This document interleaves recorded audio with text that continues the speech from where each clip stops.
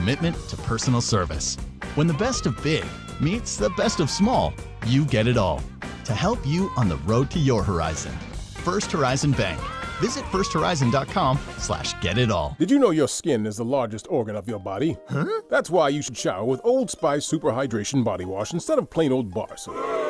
Love your skin by super hydrating it with vitamin B3 and glorious notes of vanilla and shea. Did you know that my super hydrated skin is the second largest organ of my body? The first is my heart. Old Spice. Men have skin too. Old Spice Super Hydration Body Wash. 24/7 renewing moisture. With daily use. Using gas to heat our homes, cook our meals, or dry our clothes can be dangerous to our health, especially for kids. But we have the technology to transition the country's infrastructure to clean energy.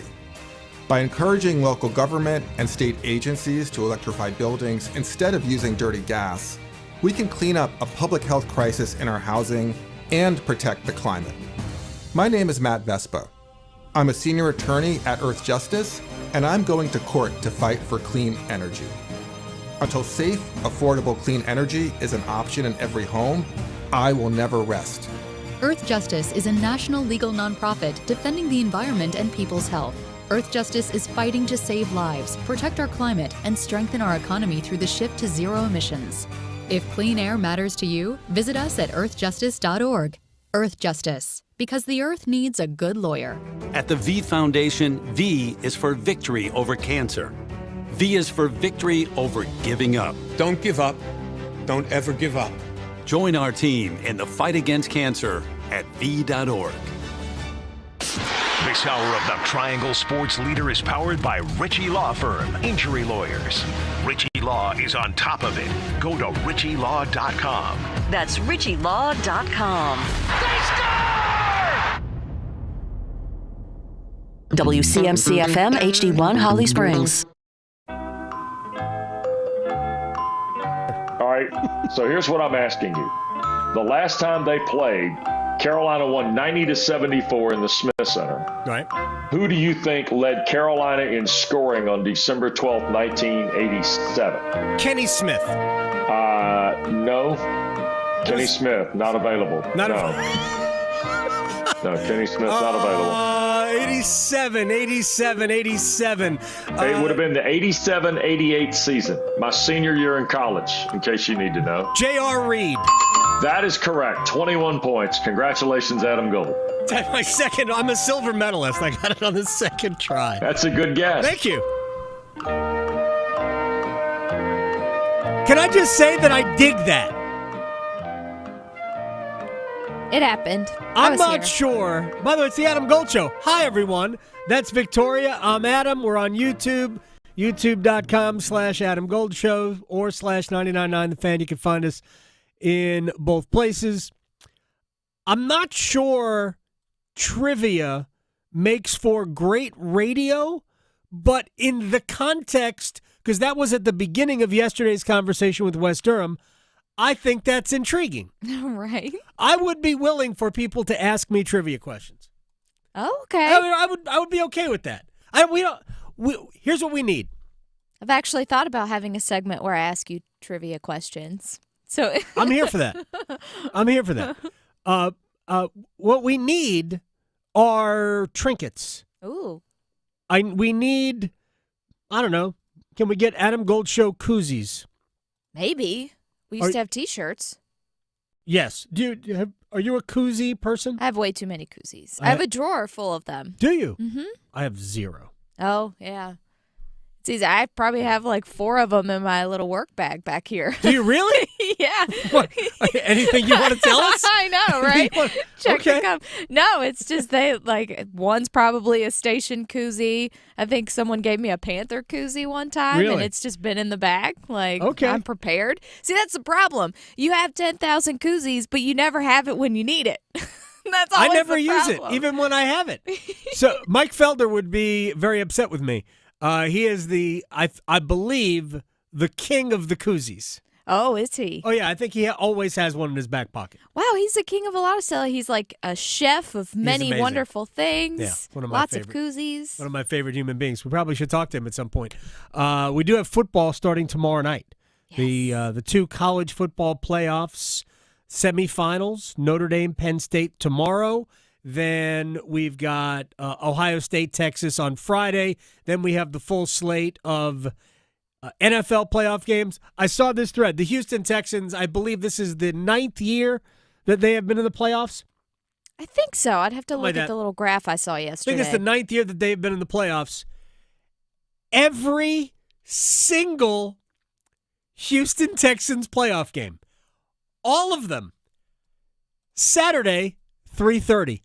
Every single one. Oh, wow. They're the first playoff game every time.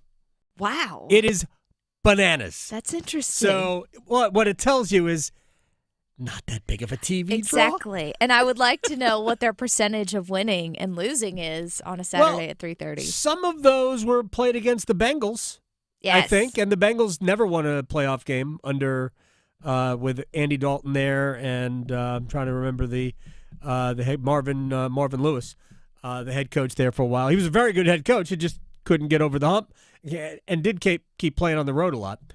Anyway, I would be here for trivia. If you wanted to ask me trivia, I'd be here for it. So we could do a trivia question of the day. We could have people send you trivia questions. Yeah. This is a great show meeting that we're actually having during the show. Right. To I don't know, and I don't really want to waste time. We have a lot of things to do today.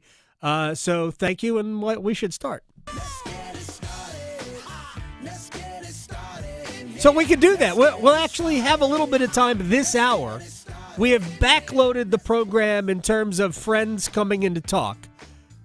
Next hour, Jordan Staal will join us. Then Chip Patterson. Then Tripp Tracy. Those are our show friends. Yeah, I'm today. Back to Wednesdays being normal. Yeah, so you are I can here. See Chip. It's funny. Rusty did ask me, so is Victoria here tomorrow? Yesterday, as I was recording previews, I'm like, I believe so. Yep. I believe that was just a November-December problem. Yep. That was a use up some PTO exactly. thing. And we're just going to do it on Wednesdays. So I have 2 days in the front, 2 days in the back. It's You're perfect. right. It actually works out beautifully. All right, we're going to start with college basketball. We talked about 3 games yesterday in the ACC, and they were the 6 best teams, or the 6 teams that have the best chance at NCAA tournament bids. Now, we're not going to start with the Duke-Pitt game. Duke is clearly in a different category than the rest of the league. Let's just admit that. All right? And we'll just set that game aside. We're going to get to that in a second. But let's start in Chapel Hill, where North Carolina pretty much thumped SMU. And I thought there were some very, very good signs from that game, but let's just say I am cautiously optimistic, because I do think that there are still some things that worry me ultimately about it. But let's get to the good. Tremendous effort on both ends from guards, wings. So from R.J. Davis to Elliot Cadeau, who had a little bit of foul trouble, but I thought was good when he was not on the bench. R.J. Davis looked a lot like R.J. Davis to me. The last three-pointer was just stupid. If people have seen it, understand what I'm talking about. It was essentially, at the end of the shot clock, he's sort of running away from the basket, it feels like, and he just tossed it up in the air and banks in. Oh, wow. Those are the kind of threes that go in and you just laugh. And that is exactly what they did on the bench. Seth Trimble, fine. Actually, I don't even remember. I assume Trimble played. He did. But the real story were the 2 freshmen. Ian Jackson and Drake Powell were utterly amazing. They combined for 35 points, 11 rebounds, 4 assists, 3 steals, 7 for 13 from three-point range. But they did it on both ends, and that's what Hubert Davis liked about his entire team. Yeah, I thought we did a really good job defending the post. We double-teamed the post, and I thought we worked on that the last couple of days of practice, and I thought we executed that really well. With the exception of a couple times, they're really good shooters. They were staring at our shoes and shot the three. I thought we did a really good job of staying with their shooters. And Cross is a matchup nightmare because he can play on the perimeter, he can post, he can shoot threes, and I thought we did a really good job on him in defending without fouling. It was one of our best defensive halves. Yeah, they were good defensively. That's the best thing I could say about their bigs is that they did a good job defending. Jalen Washington had 4 blocks. My problem is that Washington and Van Allen Lubin combined for 7 points and 5 rebounds, 1 offensive rebound. And they're going to have to get more from that position on the glass. They don't even necessarily need a lot of points from that duo, that position, but they need more rebounding. They need offensive rebounding. But again, Jalen Washington did have 4 blocks, and they did play well defensively. I'm not entirely sure how good SMU is. I get it. They had a good record. They had a nice net rating. But I'm not entirely sure how good they are. I love their coach. Andy Enfield is a dynamite coach. They will play an entertaining brand of basketball. But I don't think that SMU is really an NCAA tournament team. Doesn't matter. Still a good win. North Carolina got themselves a quad 2 win last night. That'll be a much better win if you could get it in Dallas because SMU's power rating is going to end up somewhere around 50 is my guess. Because, again, I don't think they're awesome. Anyway, Trimble, of course, did play. He played 26 minutes, mostly defensively. Didn't do a lot offensively, but that's okay. When you've got Jackson and Powell playing the way they've played, Ian Jackson has been playing this way for a while, and I think we have seen signs from Jake Powell. I remember at the beginning of the year, I was wondering, when is Powell just going to pull the trigger? Because he was getting the ball in a lot of, I think, opportune positions, and he was hesitating to shoot or make a play, and I don't think we see that anymore, and Hubert Davis was impressed.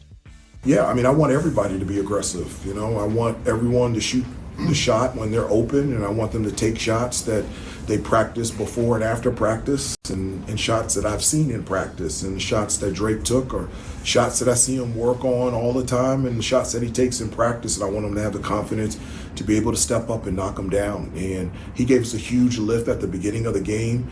SMU started off in like a zone, and then it would morph into a man, and so it took us a while to get to a rhythm in terms of what we were trying to run on the offensive end. And Drake, his threes in the first half really opened things up for us and gave us the confidence to be able to execute on the offensive end.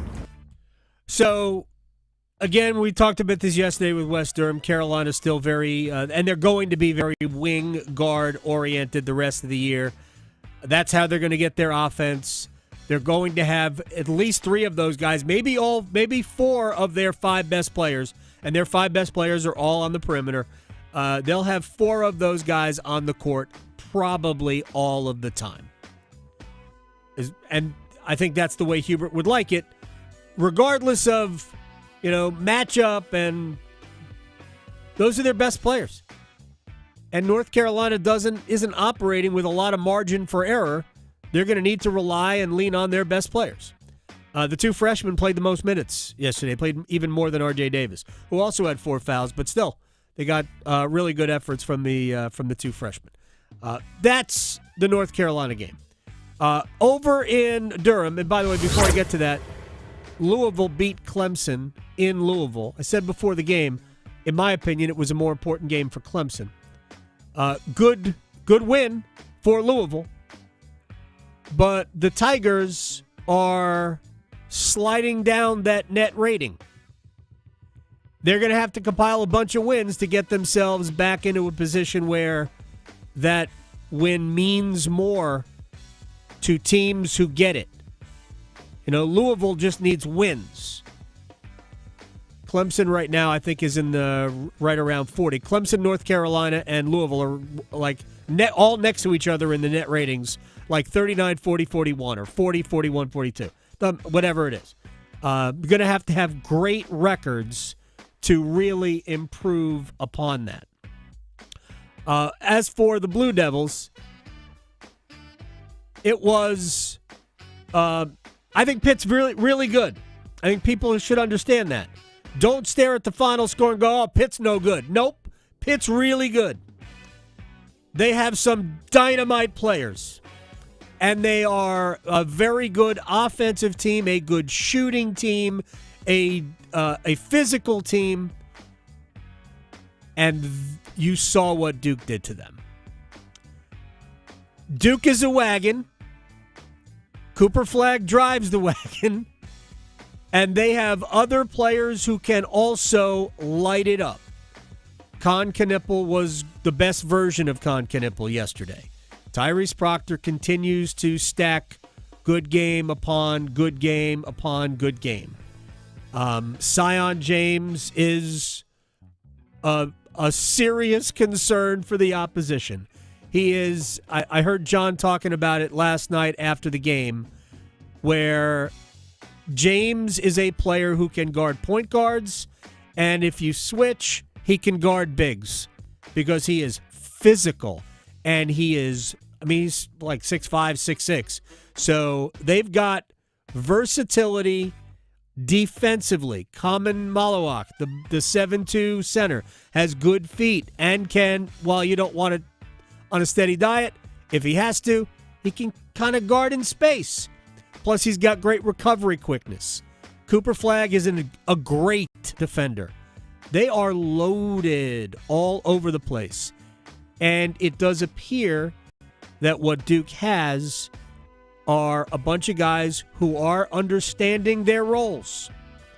It's important because everybody was a star somewhere. These three transfer portal veteran players that they brought in, Malik Brown, Mason Gillis, and Sion James, they're all really good players. They could have gone somewhere else and been a star. They are accepting, like, James is playing a lot. The other two are not playing a ton, but it's going to be situational. But they are having an impact when they're on the court. I mean, Duke's got a lot of ways to beat you. And finally, for the first time, John Shire saw Con Knipple at his offensive best. You know, Con is just a complete player. You know, he's talked about the defense. He guards his position, really well. He really guards at his size, 6'7". He's guarding everybody as well, can move his feet. But I thought they were timely threes because in the first half, I thought we missed some good looks. And, it was just, we couldn't get separation. So I thought his threes were important. And then his playmaking has always been really good for us. It didn't translate with assists tonight, but he just knows how to play the game and make the right play. Yeah, he's more than a shooter. He's a great shooter, but he is more than a shooter. And they have so many ways to beat you. We haven't even really talked about Cooper Flagg other than I mentioned that he drove the wagon. He had a monster game again last night. The first thing I saw on social media as I was doing the Canes game, we'll get to the Canes in a minute, was the dunk. Twitter just kind of exploded on the dunk. John Shire talked about it and what he saw. It reminded me of like a Zion kind of play. That's what it reminded me of because of how it sparked Cameron. Not me myself, but we've had a few guys through the years to make a couple plays that just spark everybody in the building.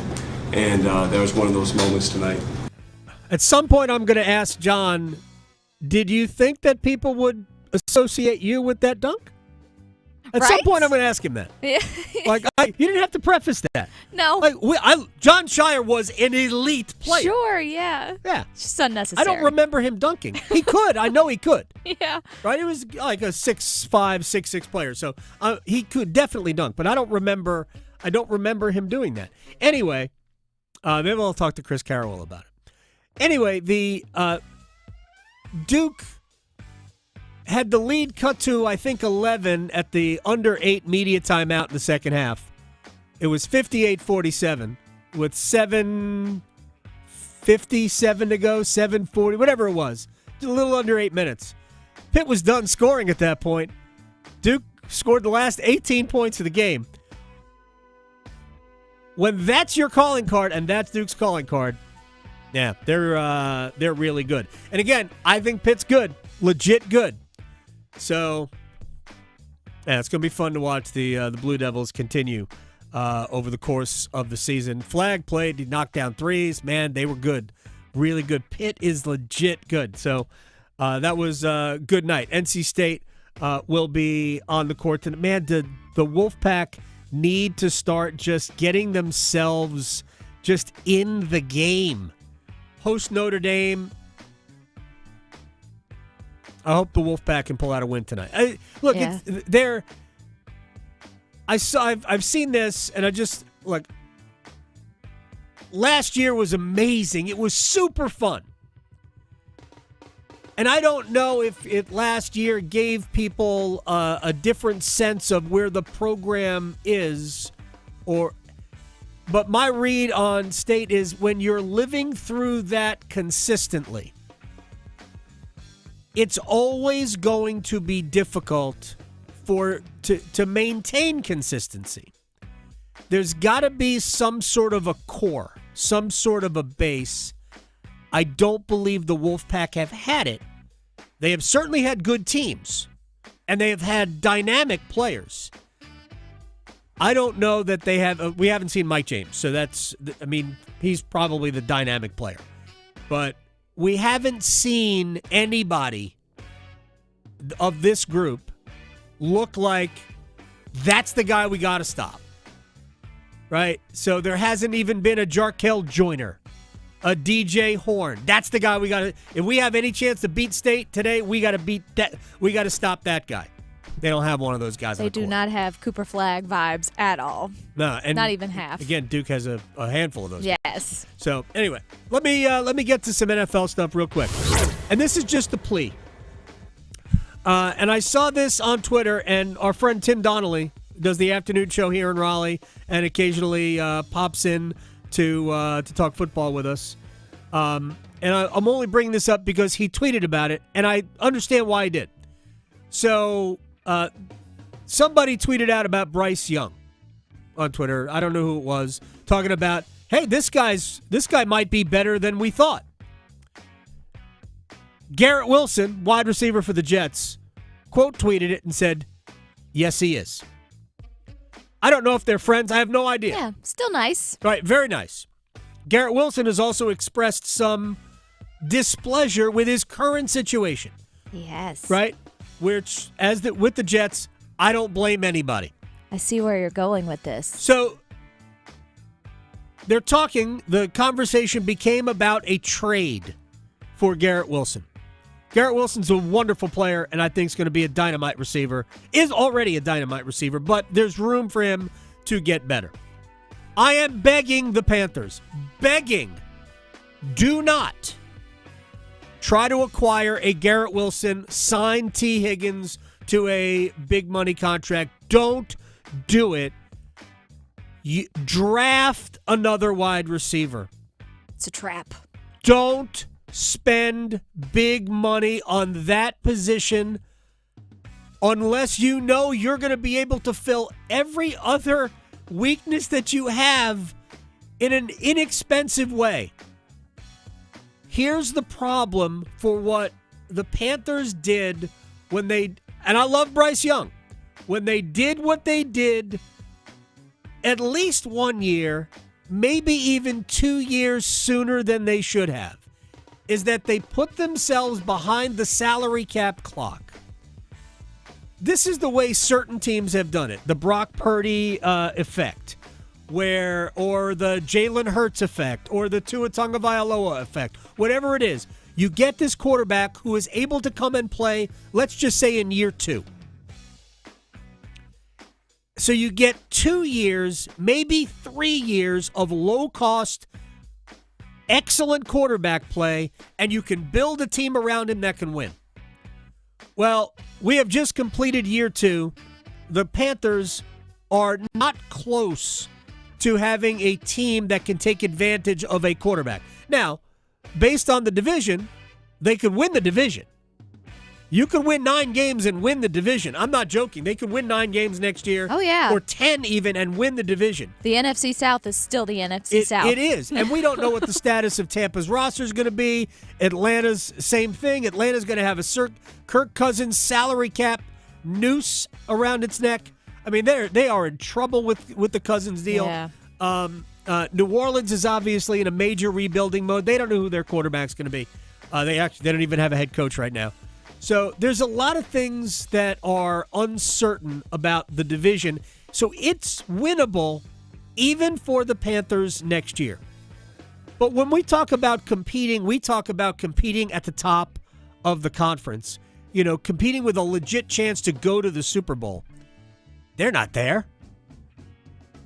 And I'm not saying that you shouldn't explore a free agent wide receiver.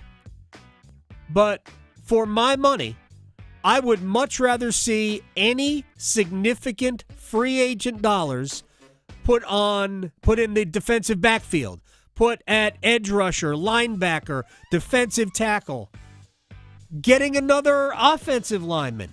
I would much rather see that than go out and spend, because this is what the good wide receivers cost. Look, don't even look at Justin Jefferson. Look at CD Lamb. Look at what these... T. Higgins is going to be $30 million a year plus. You can draft a wide receiver, not as good as T. Higgins, but to do a lot of the things you want T. Higgins to do. You've already got Xavier Legette, who I still think is a number 2 receiver. You don't have to have that guy. And I'm not sure T. Higgins is that guy anyway. I think, personally, he is a product of playing with a guy like Jamar Chase. Doesn't mean that T. Higgins is not great. He's just not necessarily that. Don't pay. I think we could say the same thing about Garrett Wilson. I'm not sure he is that. So, don't do it. Don't do it. All right. Hurricanes lost last night. Unfortunately. Tough loss. I will talk about it just briefly on the other side, because we probably should take a break here. I beg Hurricanes fans, don't overreact to every loss. Right. It's a lot of games. It's a lot of games in a season. I just can't. I can't live my life with that kind of extreme reaction to everything. Carolina played a good game. They were not awesome, but they were good. And that was a game that they should have probably grabbed a point from and then didn't. Tampa has some future Hall of Famers on their top line, and they happened to Carolina on the final play. We'll talk about it briefly. Also, Sunday's Man of Honor, Eric Staal, on the 2009 team, and a little bit more. Just a very brief taste of a conversation with Eric Staal coming up on the other side. Serving it up hot and fresh every day. Adam Gold on the North Carolina Sports Network. Listen every afternoon for The Drive with Tim Donnelly. It's 2025 and everybody's looking for a fresh start with their resolutions. Every team, player, coach, they've got something on a wish list. The Canes, I think they could use a little bit more toughness. The Panthers, clarity on Bryce Young. Is he the guy? Is he not? And every college basketball team wants to be hitting their stride as they hit the ACC schedule. The Drive with Tim Donnelly, 3 to 6 on 99.9 The Fan. Adam Gold from my friends at FanDuel, America's #1 sportsbook. Who doesn't love playoff football? That's right. So the next 5 days for you starting Thursday are going to be chef's kiss, because we've got 5 straight days of playoff football, the first 2 in college, the next 3 in the NFL, and it's time for the great playoff payoff from FanDuel, a no-sweat same-game parlay every day for all 5 days. Pick your favorite same-game parlay and understand that if you don't win, you get bonus bets in return. wow. FanDuel.com/Adam Gold. FanDuel.com/Adam Gold. Be part of this epic run in the playoffs. FanDuel.com/Adam Gold. The great playoff payoff. Only on FanDuel, America's #1 sportsbook. 21 and over and present in North Carolina. Opt-in required. Minimum 3-leg parlay required. Refund issued as non-withdrawable bonus bets that expire 7 days after receipt. Max refund $5 unless otherwise specified. Restrictions apply. See terms at sportsbook.fanduel.com. Gambling problem? Call 877-718-5543 or visit morethanagame.nc.gov. Prescriptions require an online consultation with a healthcare provider who will determine if appropriate. Restrictions apply. See website for details and important safety information. Subscription required. Price varies based on product and subscription plan. Hi, I'm Dr. Peter Staal, board-certified urologist and Senior Vice President of Men's Sexual Health at HIMSS. I've helped many guys with ED in my 12 years of practice. But now you can get world-class care for ED 100% online by going to hims.com. So what are you waiting for? To start your free online visit and find ED treatment at up to 95% off brand name prices,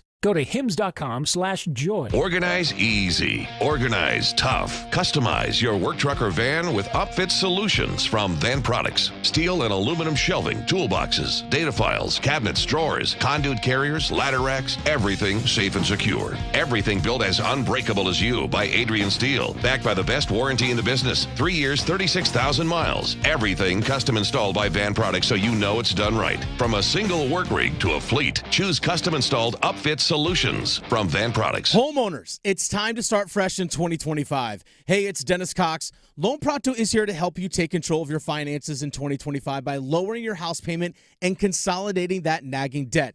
Did you know that 9 out of 10 borrowers get a better deal by calling Loan Pronto?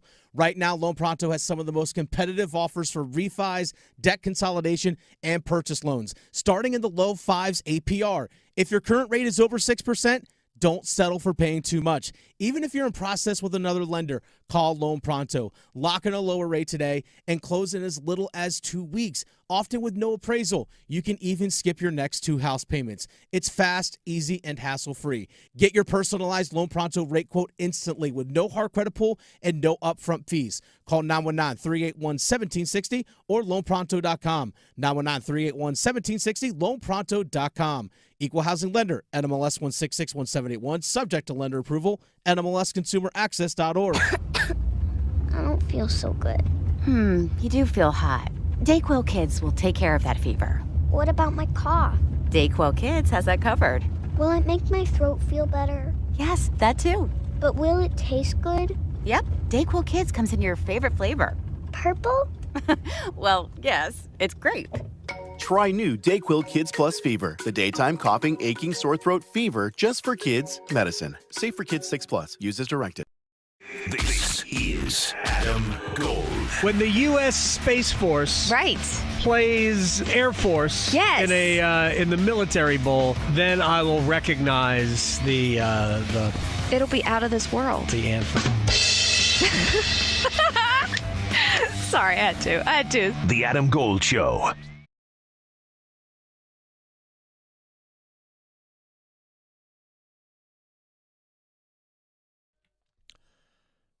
It's the Adam Gold Show. I am Adam Gold. Victoria producing the program.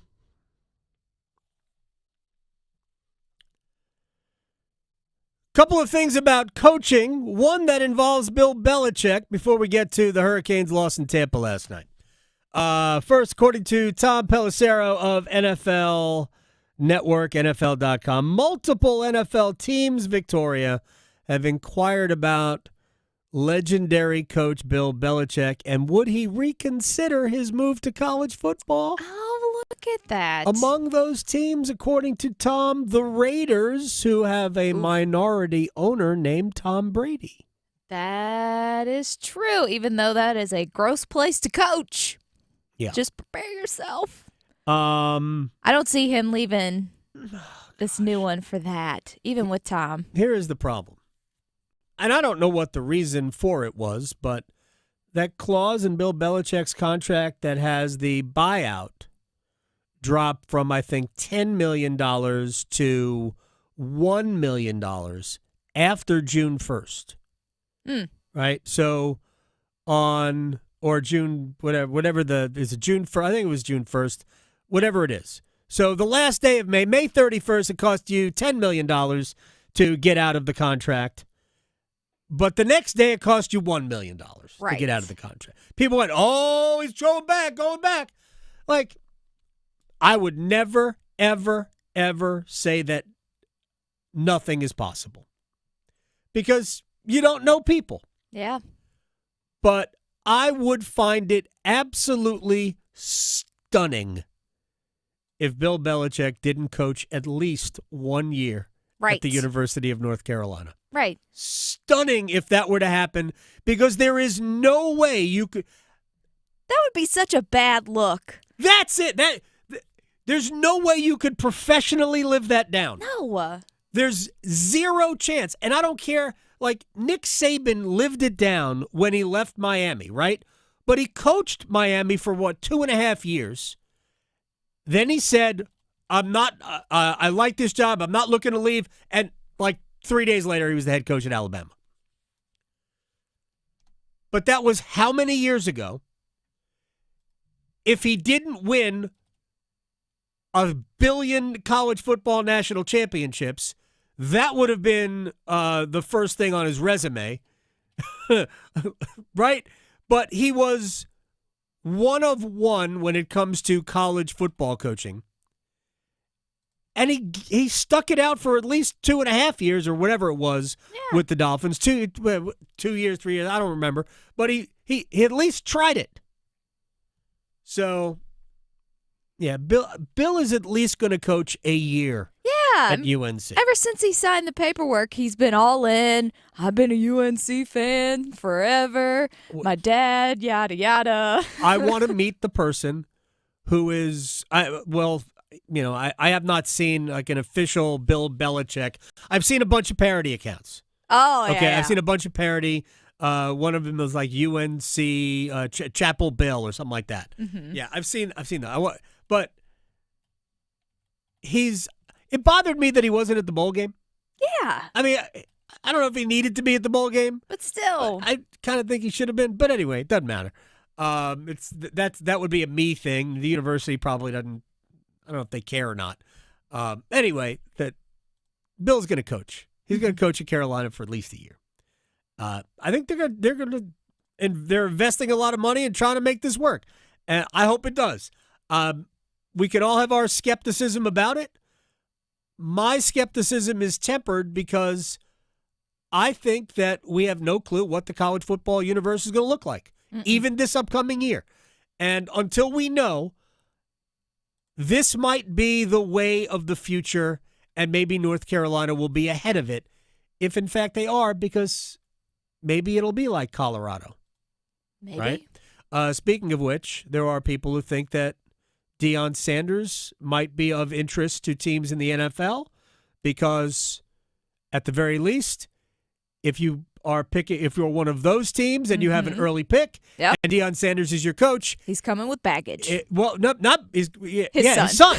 That's good baggage. I don't know if it's amazing baggage, right? But that's good baggage. It's pretty baggage, right?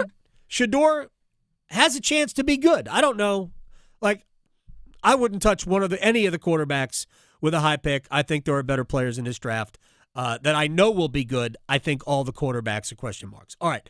Let me get quickly to last night's hockey game, which I thought Carolina was it's skewed because they were trailing 1-0, then they were trailing 2-1. They fought back in each occasion. Andrei Svechnikov gets a goal in the second period. It was the lucky goal because it was Andrei Vasilevsky's never going to allow another goal like that, ever. Ever. The rest of his life. He's not going to allow a goal that hits his glove the way that one did and fluttered into the net. He probably still lost sleep even though they won. He laughed. Right. He laughed. Right. Svech and Vasilevsky talked about it, and Vasilevsky laughed. Oh, geez. Yeah. Jordan Staal gets the equalizer, in the third period. Carolina was better than Tampa in the third period. I thought Carolina had pockets of the game where they were better than Tampa. The problem is the last really 10 minutes of the first period, Tampa really hemmed Carolina in, but Pyotr Kochetkov hung tough until the goal that Brandon Hagel scored with about 3.5 minutes left in the first period, made it 1-0. And I actually, on Twitter, if you follow me on Twitter, I explain the anatomy of a 3-2 loss. On that particular goal, Dmitry Orlov needs to be better. He thought the puck was exiting the zone, and he starts to make a move to leave with it, but it never leaves the zone, and his man was the goal scorer. You're responsible for the guy at the top of the crease, Dmitry. You left him. You didn't really make a good enough effort to get back to him. You did try to block the initial shot, which you didn't get, and that left Seth Jarvis at the side of the goal to deal with Brandon Hagel. Of course, Jarvis needed to do a better job there, too. I don't hang that goal on Pyotr Kochetkov, who was legitimately Carolina's best player for 59 minutes. And we'll get to why I said it that way in a second. Second goal was a bad break. Just an unlucky bounce on the power play. Block shot, caroms off Sean Walker, falls right to the stick across the net to Nick Paul, who's got a wide open goal. You can't do anything about that. You could. Don't be on the penalty kill. All right. Nobody to blame for that goal. The third goal, because I mentioned that Kochetkov was Carolina's best player for 59 minutes, the third goal, which happened just under a minute left in regulation, was the fault of 3 of Carolina's best 5 players last night, to varying degrees. Andrei Svechnikov, who scored the goal, but looked a lot like Andrei Svechnikov. Not amazing Andrei, but good Andrei. And that's a good sign. We saw a good version of Andrei Svechnikov. Yeah, he has the puck. He clears the zone, but he just barely clears the zone. He gets it out to the center ice stripe. That puck's got to get back into the defensive zone. I'm not asking you to ice the puck, although, honestly, I think that would have been better. But you didn't make Tampa do anything. They didn't have to recycle. They just got the puck at center ice and sent it right back in. So that's the first mistake. Jake Gensel gets the puck around to Nikita Kucherov, who fires a quick pass to Braden Point right in front of Pyotr Kochetkov. Jordan Staal's there, and he can't make the play. Staal's there. I'm trying to remember who else is behind him. Doesn't really matter. It was Staal's play to make. And Point had a little bit of separation and spun away from Staal. Mistake by Jordan Staal. He also lost the defensive zone faceoff. Actually lost his last 3 faceoffs last night in the game, but he lost the defensive zone faceoff as well about 20 seconds before the goal. Either way, Pyotr Kochetkov, who had been spectacular last night, chose that particular moment to revert. It's like, you go into a phone booth and you become Superman. Like, yes, I remember what those are. He went right, exactly. He went into the phone booth and became Clark Kent. Yeah. We didn't need Clark Kent at this point. Right. We needed Superman again, because this was the first and only moment of the game where Kochetkov stopped being like calm and elite and all of that, and he lunged and he ended up on his rear end. And Braden Point, if you look at the replay from behind Braden Point, man, there's a lot of goal. He made himself small. He lunged at the shooter, made it easy on Point. If he's just calm and just gets over and stays upright, I'm not saying he definitely saves it, but there ain't that much goal to shoot at. So, 3 of their best 5 players last night share a little bit of culpability about that goal, right? But with that said, Carolina played a good enough game to get a point out of it. They just didn't. There's no need to lose our minds. This team needs this. If we don't get this, stop. Just stop. Tough game last night. Tampa was angry. Tampa played a great defensive game because Carolina didn't generate a lot of chances. Best line last night was the Staal, Svechnikov, Martinook line. They created the most good scoring chances. So stop complaining about them being on the ice. All right, very quickly, on Sunday, we're going to honor Eric Staal's numbers going up into the rafters. We're actually going to talk to Jordan at the top of the hour. I spoke to Eric earlier today. We'll present this to you in its entirety on Friday. But for Hurricanes fans who want to hear from Eric about what I believe to be his signature, 2009, that team. Here's this. I think the 2009 team, to me, looking back now, it was just so resilient. I know, we weren't, we were relatively successful all year, but we had to make a real strong push that last couple months, and we kind of really found our game. We found niches within our lineup. We found guys willing to accept roles that were willing to do whatever it took to be successful as far as the team went. And, we just had balance throughout the lineup of guys contributing at different nights. And that's what you need to be successful. And it was such a cool group of guys, that whole playoff run, such cool memories. Obviously New Jersey being down and thinking it was over to totally flipping the script and then winning the series and then playing Boston, who, was obviously touted to win the Stanley Cup, and one of those teams, obviously, that got the job done a couple of years later, I believe. And, it was such a cool run. So many great players, so many great pros, that had such a massive impact on our group that year. But super fun and grateful to have been part of that group for sure. What do you remember about that Game 7 game-winning goal? Well, I do remember, just staying in the moment the whole game. You go to Game 7, you have to be in the moment. You're not in the moment, you're going to be out of it. You're going to lose. You're just not. If you're not present, the chances of you having success are not very high. So I just remember being in the moment that whole game, right until the very end. I mean, obviously, I wasn't out there. I think the last, I think it was minute and a half, we tied the game with the goalie pulled. A couple of great plays by Glees, Yoni, and then obviously Juice finishing it.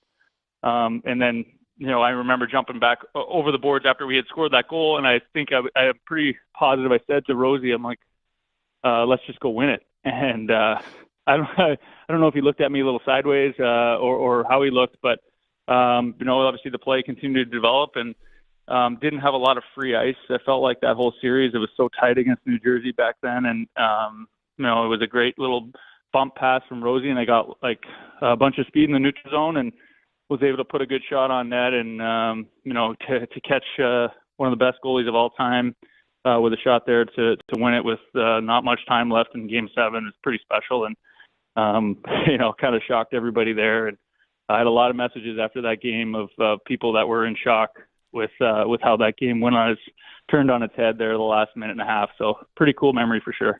There will be a lot more of that on Friday. Friday is going to be a big Eric Staal blowout. I'll tell you why when we come back. But One-Timers is next. Raleigh to Boone, Charlotte to Chapel Hill. Your Carolina is covered. Adam Gold on the North Carolina Sports Network. I'm Faith. I work as an American Sign Language interpreter, and I just graduated from my bachelor's program. I texted 988 because at the moment where I needed help, I realized that I didn't have access to English at the moment. Sometimes speaking gets hard for me, and they just helped me calm down, and then I was able to find a friend. It's free, and you can get in touch with people who are trained to help through all sorts of crises.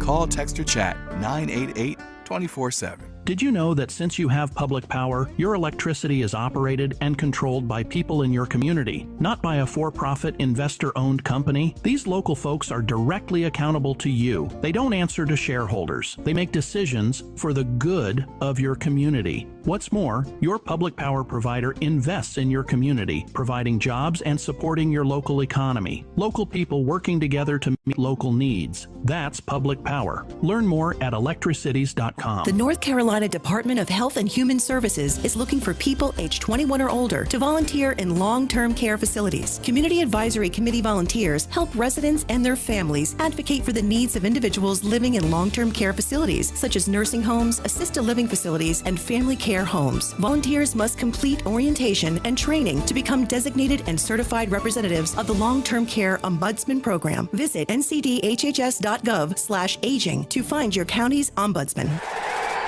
As fall championships begin, the Governor's Highway Safety Program would like to remind you to buckle your seatbelt when traveling home from today's events. Whether you're driving out of town or across town this holiday season, wearing a seatbelt is your best defense against injury or death in a crash. During the busiest time of travel, prioritize your safety and buckle up.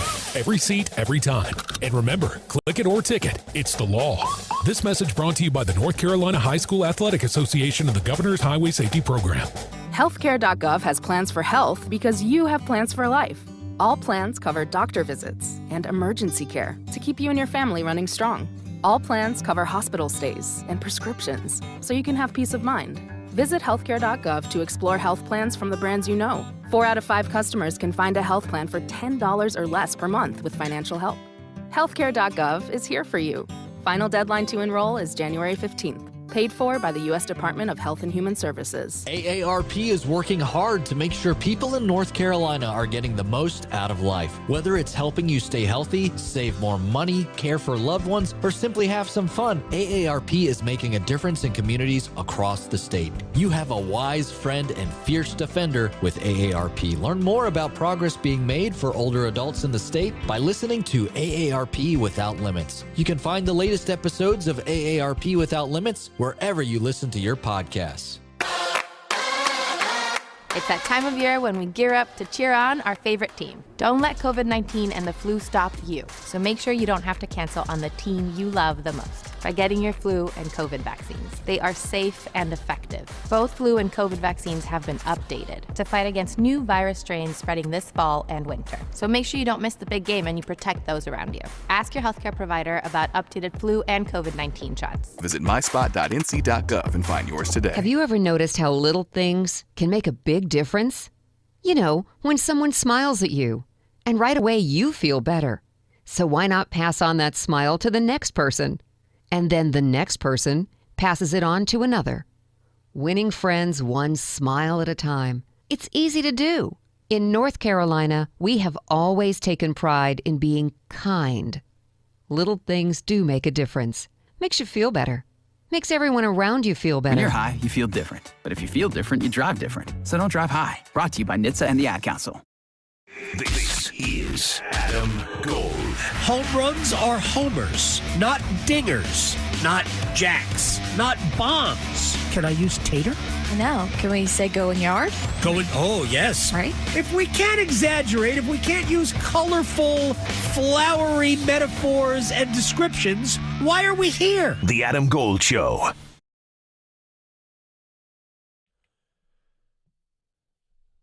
It's the Adam Gold Show. I am Adam Gold. Victoria producing the program. Jordan Staal, top of the hour. Should be an emotional Sunday for him. It's really why I want to talk to Jordan. I don't want to talk about last night. Last night's a tough loss. They have Toronto on Thursday, Vancouver on Friday, Anaheim on Sunday. All 3 difficult games. Sunday's game, his brother's number is retired. So we're going to talk about hockey and family and all of that with Jordan Staal, who's going to join us again in about 10 minutes. As for why the Hurricanes are doing this, why we're making a big deal of it, we have one major, and I'm not trying to throw shade at the North Carolina NC Courage at all, right? They're awesome. But of the 4 major sports in the United States, we have one here in Raleigh. And the first homegrown superstar has retired. Eric Staal played not his entire career here, but he was an original Hurricane. And won a Stanley Cup here and brought Carolina to an Eastern Conference final here. And yeah, he's going to get his flowers on Sunday. That's why we're making a big deal of it, and we'll make a big deal of it throughout the rest of the week. We got a lot of other things to talk about, and we have one-timers. Okay, so today I'm going to kick things off with our YouTube stream because, like we've said, people can chat with us and or me, and I will try to get your questions answered. So first up, should we be worried about how often and, quite frankly, how easy opposing teams' forwards are crowding in front of the crease? This is one of our questions from YouTube.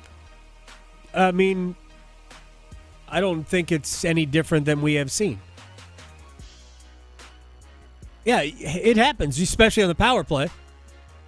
Carolina doesn't have a forward like that. That's I think the bigger issue is that we don't see enough of that from Carolina's perspective. But that's generally what teams try to do.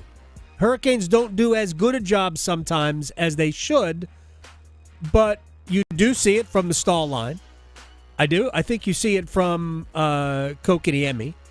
And occasionally you see it from Andre. So, look, I think when you lose, everything's magnified.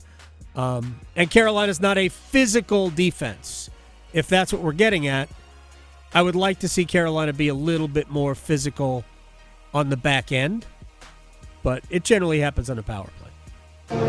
All right, and our friend Daniel, who's commenting right now, he's very curious about Freddie because Freddie was skating. Yes. And so... Any news, maybe whereabouts of how long it might take before we see him in net? The timeline is the timeline. It's probably mid-February, but we have that 2-week Four Nations tournament. So my guess is if we saw Freddie before then, awesome. But my guess is after that, so March. Okay. And last one from our YouTube streams. So how do we get more consistent? This is about the Canes. How do we get more consistent around scoring goals? I noticed we have been pretty inconsistent and seems like we're often shooting directly at the opposing goalie. Well, that's in some ways that's a good thing because at least the goalie is in the net. I'd rather shoot at the opposing goalie than miss the net, which actually Carolina does a fair amount. It's really on guys like Svechnikov and Necas to get back to scoring goals. Andre finally scored one last night after going 9 without. I think it's either 14 or 15 games without beating a goaltender for Necas now. Like it's not that complicated. Like I'm not trying to denigrate anybody here. I'm not trying to slam a question or slam a player. But ultimately, every player goes through a slump.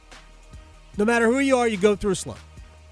And Svechnikov and Necas, and until, a couple of days ago, Jarvis, we're all going through slumps at the same time. Carolina's only got so many guys who can score, who are going to score a lot of goals. And they all went through slumps at the same time. It kind of stands to reason. We don't have to, split the atom here. Your best players got to start scoring goals. When they do that, as Martin Necas was doing at the beginning of the year, we'll be fine. Jordan Staal, next. Going beyond the box scores. Adam Gold on the North Carolina Sports Network. The Pack Therapy Podcast is in session thanks to First Horizon Bank. Tim Donnelly here, host of The Drive, alongside Wolfpack legend Casey Morcell. Every episode is your chance to score inside information on the Pack. We'll set you up for Wolfpack games all season long. And we break down the ACC competition, what to watch for as we roll towards the tournament madness. Plus special guests to keep Wolfpack hope alive. Follow and subscribe to Pack Therapy wherever you discover your favorite podcast or watch on YouTube.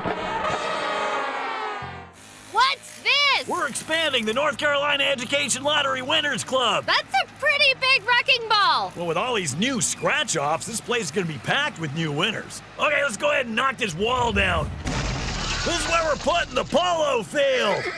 Whoa, patience, Trixie. This month's tickets are loaded with $150 million in total prizes. The Winners Club awaits. Must be 18 to play. Approximate overall odds of winning range from 3.31 to 4.55. Problem gambling helpline 877-718-5543. It's bow time. A leg and thigh dinner from Bojangles for just $5.99. Leg and thigh dinner from Bojangles for just $5.99. So crispy. And juicy. And juicy. So much flavor. Stop it.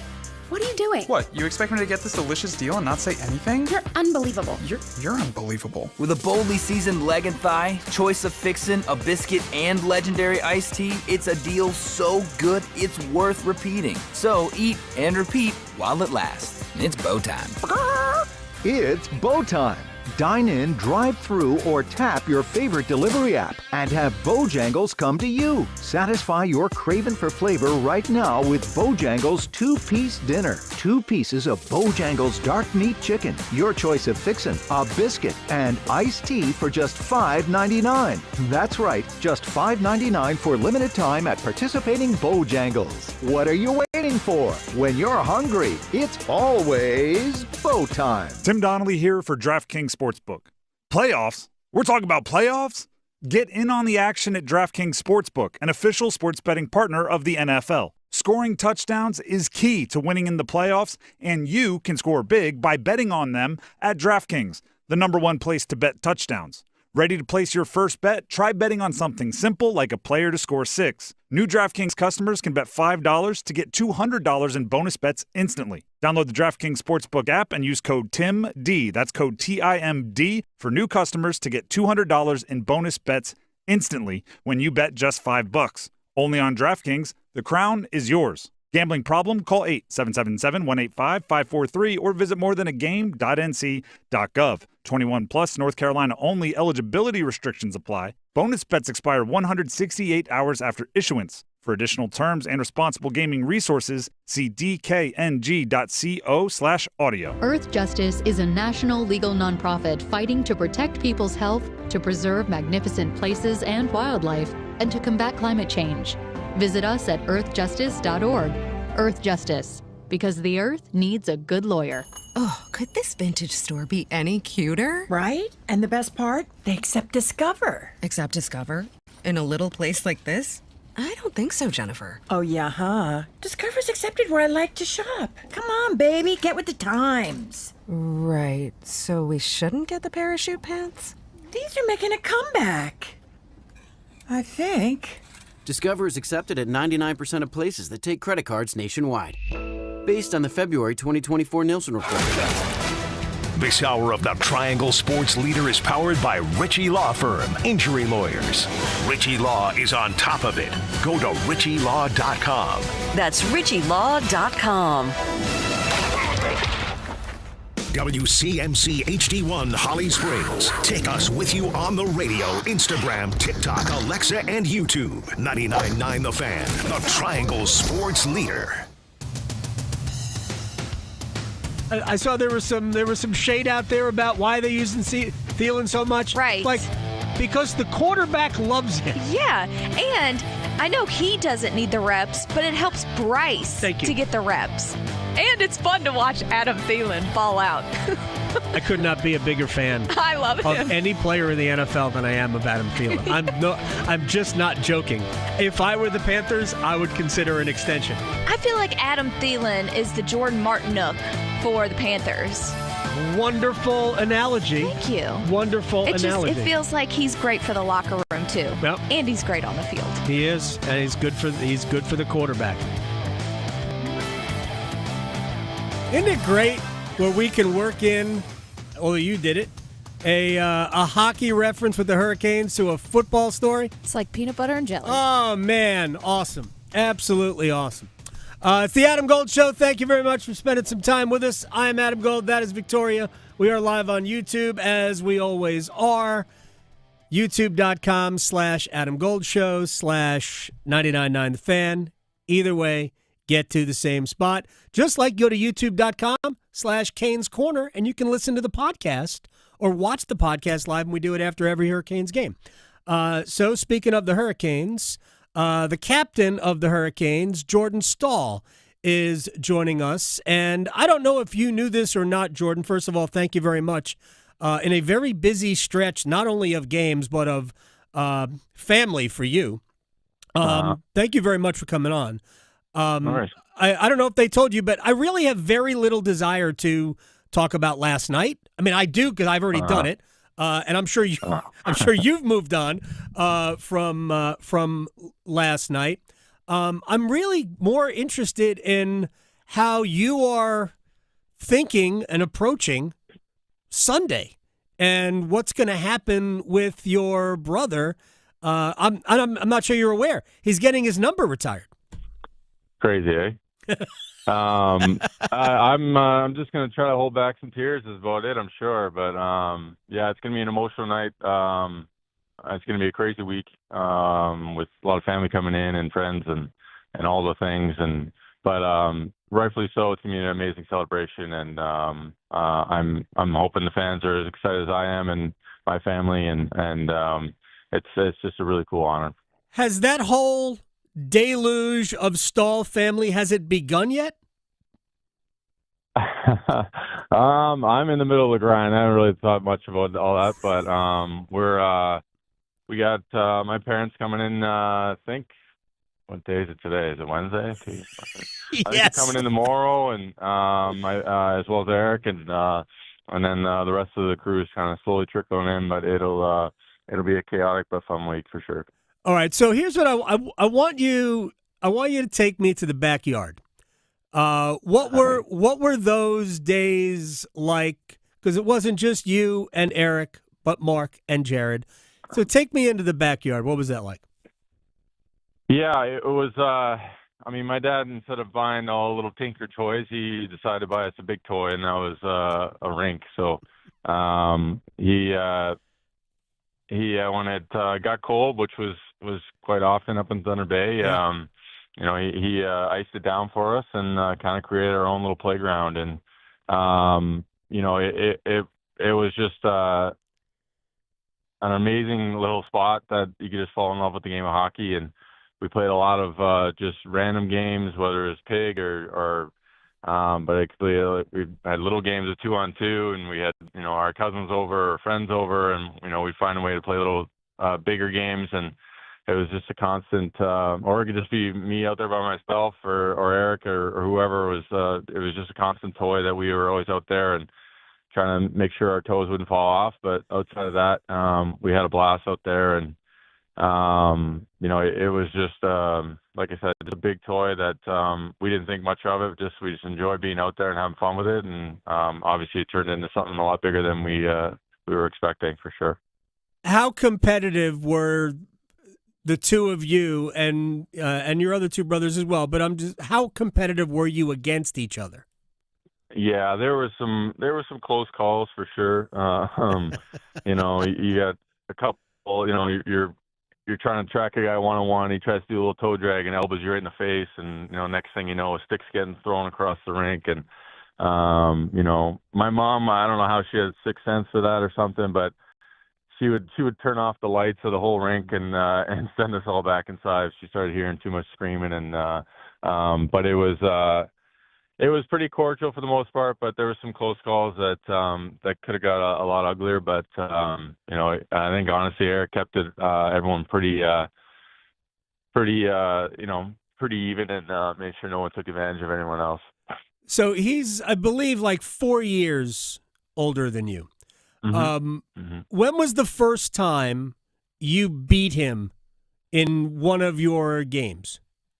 Oh, I guess the beauty of our little 2-on-2 was kind of Eric and the youngest were together, and then me and Mark were in the middle. So we had some pretty even games, to be honest. But Eric, I remember a few times we were losing quite a bit, and there was a couple big wins that felt good for sure. And we would play post because no one wanted to play goalie because that's a crazy spot to play. And but we had some big wins out there, and but a lot of battles for sure. So he couldn't get anybody to play goal. That's amazing. No one was playing goalie. No, 3 forwards, a defenseman, and nobody playing goal. You couldn't get Dad? Dad couldn't come play goal? Dad did all his work beyond just icing it down, but I think he graced us with his presence one time, and I think he fell over and blew up his elbow, and that was the last time we saw him out there. So it was only one time, but it was all the effort was putting the rink together, and I think that was probably enough for him. Jordan Staal is joining us here. Eric Staal. By the way, on Sunday there's a red carpet and I know you're not involved in the red carpet, I don't believe, but I am curious. I just want to ask Ray Whitney what he's wearing, who he's wearing. My whole goal of the red carpet thing. There's also a ceremony. There's a round table with Chad LaRose, so you know that's going to be off the rails.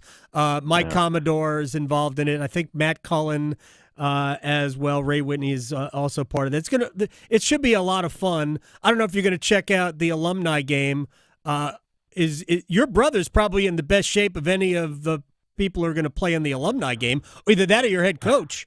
Yeah, Roddy probably would be, but I would hope so. Eric's he's only been out for a year, but yeah, it'll be a big weekend. A lot of stuff going on, and like I said, all of it is for a great celebration. So it's really cool. All right, a couple of more very quick things, and then I'll let you go. And I do appreciate your time. The chance to play with him when you were traded from Pittsburgh here, where was that seed planted? Was that, when you were kids growing up, when he was already in the NHL and you were drafted by Pittsburgh? When did that whole thing start? Because it almost orchestrated is not the right way to put it. But, I mean, it happened relatively early in your career. So when did that whole thing start? Yeah, that was, I think it was probably in back of Eric's mind, a lot earlier in mine. I mean, I think, when I got traded, I was, like I said, really early in my career. And, he was already 3 or 4 years ahead of me there. But, it was kind of a rude situation, to be honest. He kind of, in the middle of my somewhat negotiating with an extension with Pittsburgh, all he said was, if you sign that deal, we probably won't never play with each other. And that was kind of all it took. And the more and more I thought about it, the more I was kind of questioning the direction I wanted to go, and really was kind of hoping to find a way to be able to grind it out and have some years with Eric. And that was obviously in the middle of me trying to get married too. So it was an absolute crazy week. And it turned out, the general manager of Pittsburgh traded me right to Carolina, and it kind of all worked out perfectly. And, it was obviously a great experience. It could have went different ways, but turned out great. And obviously it was excited to go play with Eric and all the fun things that came along with it. I'm not going to editorialize that at all and think that you just said you weren't thinking straight at the time, but clearly things have worked out great. But I know the end result of you guys teaming up together, I'll just use that term, wasn't what you guys wanted. But when you think about the days playing with your brother, what comes to mind?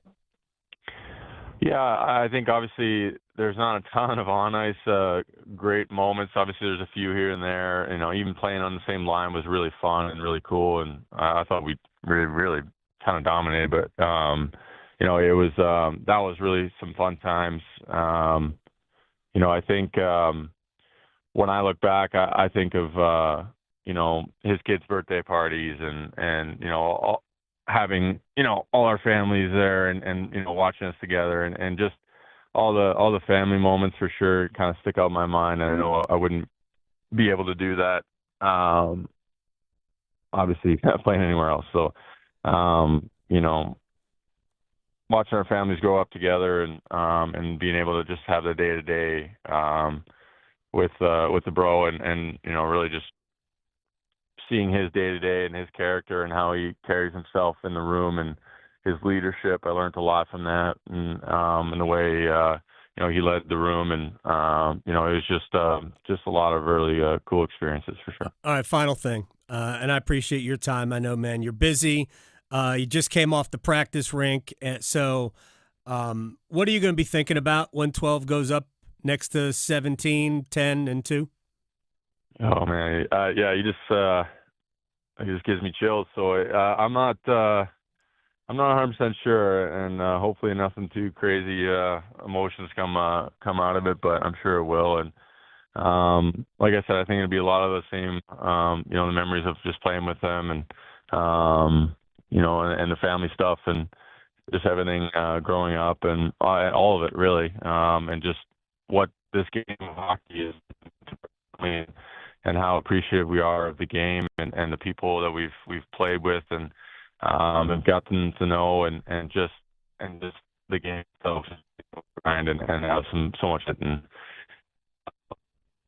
will come up for. All right, really excited about it. We're really appreciated, and it's going to be great. Jordan Staal, I thank you so much for the time, man. I'll see you very soon. Have fun with the whole process, and I know it's a pretty big week as well because Toronto, Vancouver, and Anaheim are no joke. Good luck. I'll see you at the rink. Thank you so much for the time. Here's Jordan Staal. We lost. I think we actually lost the connection right at the end. So no idea if you heard any of that. But that's like I know there's a lot of people who are angry about last night. They're like, well, blah blah blah blah. Like the head coach is right. They weren't great. They played well enough to win the game. They didn't allow a ton. They allowed more than I think they wanted. But Pyotr Kochetkov was great. Just 1 minute. Just 1 minute. Anyway, we'll take a break. Chip Patterson's going to join us on the other side. We have 2 college football playoff games coming up. We will discuss maybe the potential format going forward. I feel like it has been forever since I have spoken with Chip Patterson. Kind of has. Next. Raleigh to Boone, Charlotte to Chapel Hill. Your Carolina is covered. Adam Gold on the North Carolina Sports Network.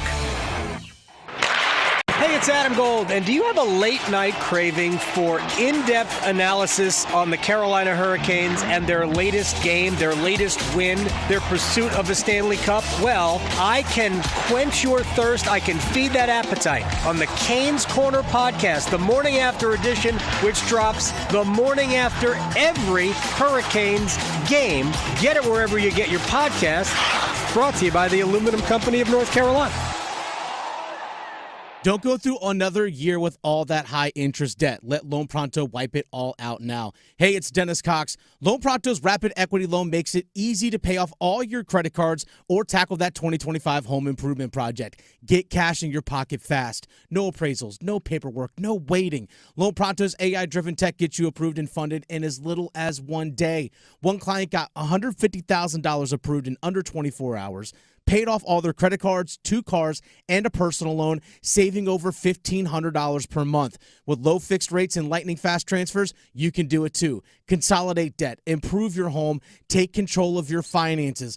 Imagine being credit card debt-free by this time next week. Don't wait. Call Loan Pronto now, 919-381-1760, or visit loanpronto.com. Get a free rate quote with no hard credit pull, 919-381-1760, loanpronto.com. Equal housing lender, NMLS 1661781, subject to lender approval, NMLSconsumeraccess.org. Were you uninvited to game night? Do you play board games with the ferocious intensity of an iron-fisted oligarch? Have friends left game night asking, how do you sleep at night? Then you should get a mattress from Mattress Firm. They can help anyone sleep. Right now, during Mattress Firm's semi-annual sale and clearance, save up to $500 on Tempur-Pedic, plus get a $300 instant gift. Get matched at Mattress Firm. Sleep at night. Restrictions apply. See store or website for details. Prescriptions require an online consultation with a healthcare provider who will determine if appropriate. Restrictions apply. See website for details and important safety information. Subscription required. Price varies based on product and subscription plan. Hi, I'm Dr. Peter Staal, board-certified urologist and senior vice president of men's sexual health at HIMSS. I've helped many guys with ED in my 12 years of practice. But now you can get world-class care for ED 100% online by going to hims.com. So what are you waiting for? To start your free online visit and find ED treatment at up to 95% off brand name prices, go to hims.com/joy. The new year is here. Time for change. Start a recession-resistant new career in the high-demand fields of IT, cybersecurity, and AI with My Computer Career in just months. Already in IT? Build your cybersecurity skills and prep for thousands of open positions employers nationwide are desperate to fill. Attend classes live online or on campus. Make this your year. Go to mycomputercareer.edu and take the free career evaluation today. That's mycomputercareer.edu. Financial aid is available to those who qualify, including the GI Bill. This just in,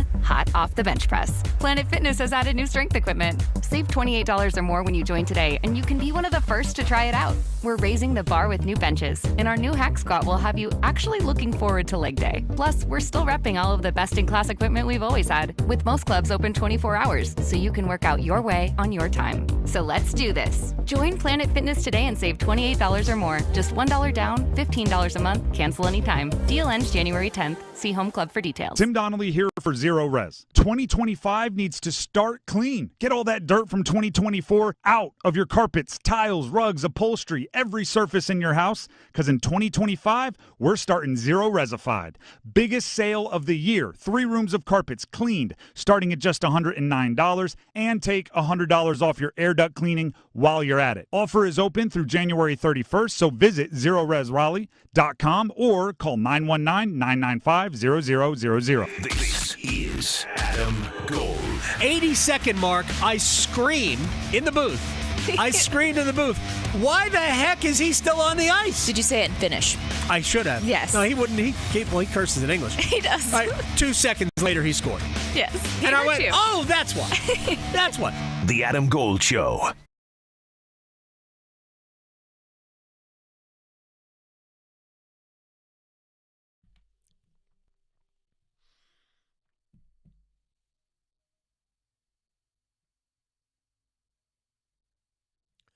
It's the Adam Gold Show. I am Adam Gold. Victoria on the 1s and 2s. That's fantastic. It's so sad that we can't actually see him today, but he gets it. What was it? The Wednesday, 1 week before Christmas, I believe, was the last time that Chip Patterson and I have spoken. I am sad. I have a tear that I can't actually see you, Chip Patterson, but he is joining us on the Adam Gold Show before he leaves for Dallas and the Cotton Bowl for one of the national semifinals. It'll be a live Cover 3 podcast at the national semifinal? The night before, Thursday night, tomorrow night in Fort Worth at Tannehill's Tavern and Music Hall. We'll also have an Orange Bowl watch party after an hour-and-a-half live show with the Cover 3 guys. We got half-price pizzas, Adam. We got drink specials. I mean, it's going to be the kind of night that you just want to come and post up. I do. Hour-and-a-half live show, game watch party, and we'll all be there. I kind of think it's the place to be in the Dallas-Fort Worth area. If I could just get there. Oh, my gosh. All right, so you guys are going to be there while Penn State and Notre Dame. Are we viewing Penn State versus Notre Dame as the undercard? Well, without a doubt. And, you know, everything about, Penn State and Notre Dame has been in the college football playoff before, as we know, but certainly this is for Marcus Freeman, just kind of the opportunity, and James Franklin trying to reverse all of the narratives. I mean, right. It is definitely the game where that has a little bit less of we've been here before, a little bit less of, we are the group that was expected to be here from the beginning. And so, undercard status for sure. Yeah, because we look at the Ohio State-Texas game as that's the de facto. I can't wait till I hear this. That's the de facto national championship because we assume that whoever wins that game will win the next one. I would say that if Ohio State wins that game, I would expect them to win the next one. I don't feel the same way about Texas. How do you read that? Yeah, I was going to say the same thing. My only pushback would be if Texas has beaten Ohio State and Ohio State has played well, not that Ohio State reversed into Michigan game mode and just completely forgot how to throw the ball to their best players. If they play well and Texas jumps up and levels up to go beat them, then I do think we feel that way. But I don't think that Texas has proven itself to be without flaws. I mean, look no further than the fact they needed double overtime against Arizona State as a double-digit favorite. Should have lost that was the game. The last time that that was the last time that we saw the Longhorns. And so, I don't think that it's a certainty that it is the de facto national championship, though I would say that if Texas does beat Ohio State, which obviously, as I'm hinting, goes against my expectation and the outcome of this game, right, then we're going to feel differently about the Longhorns as they move on to the title game. Yeah, I'm still not. I mean, look, Quinn Ewers certainly, when he needed to, came up with the goods. But I can't help but think about the play that should have been targeting that wasn't called, or the fact that you had Texas at 4th and 13, and I don't even know what the defensive call was. I guess it was a blitz, but you didn't have penetration at any point.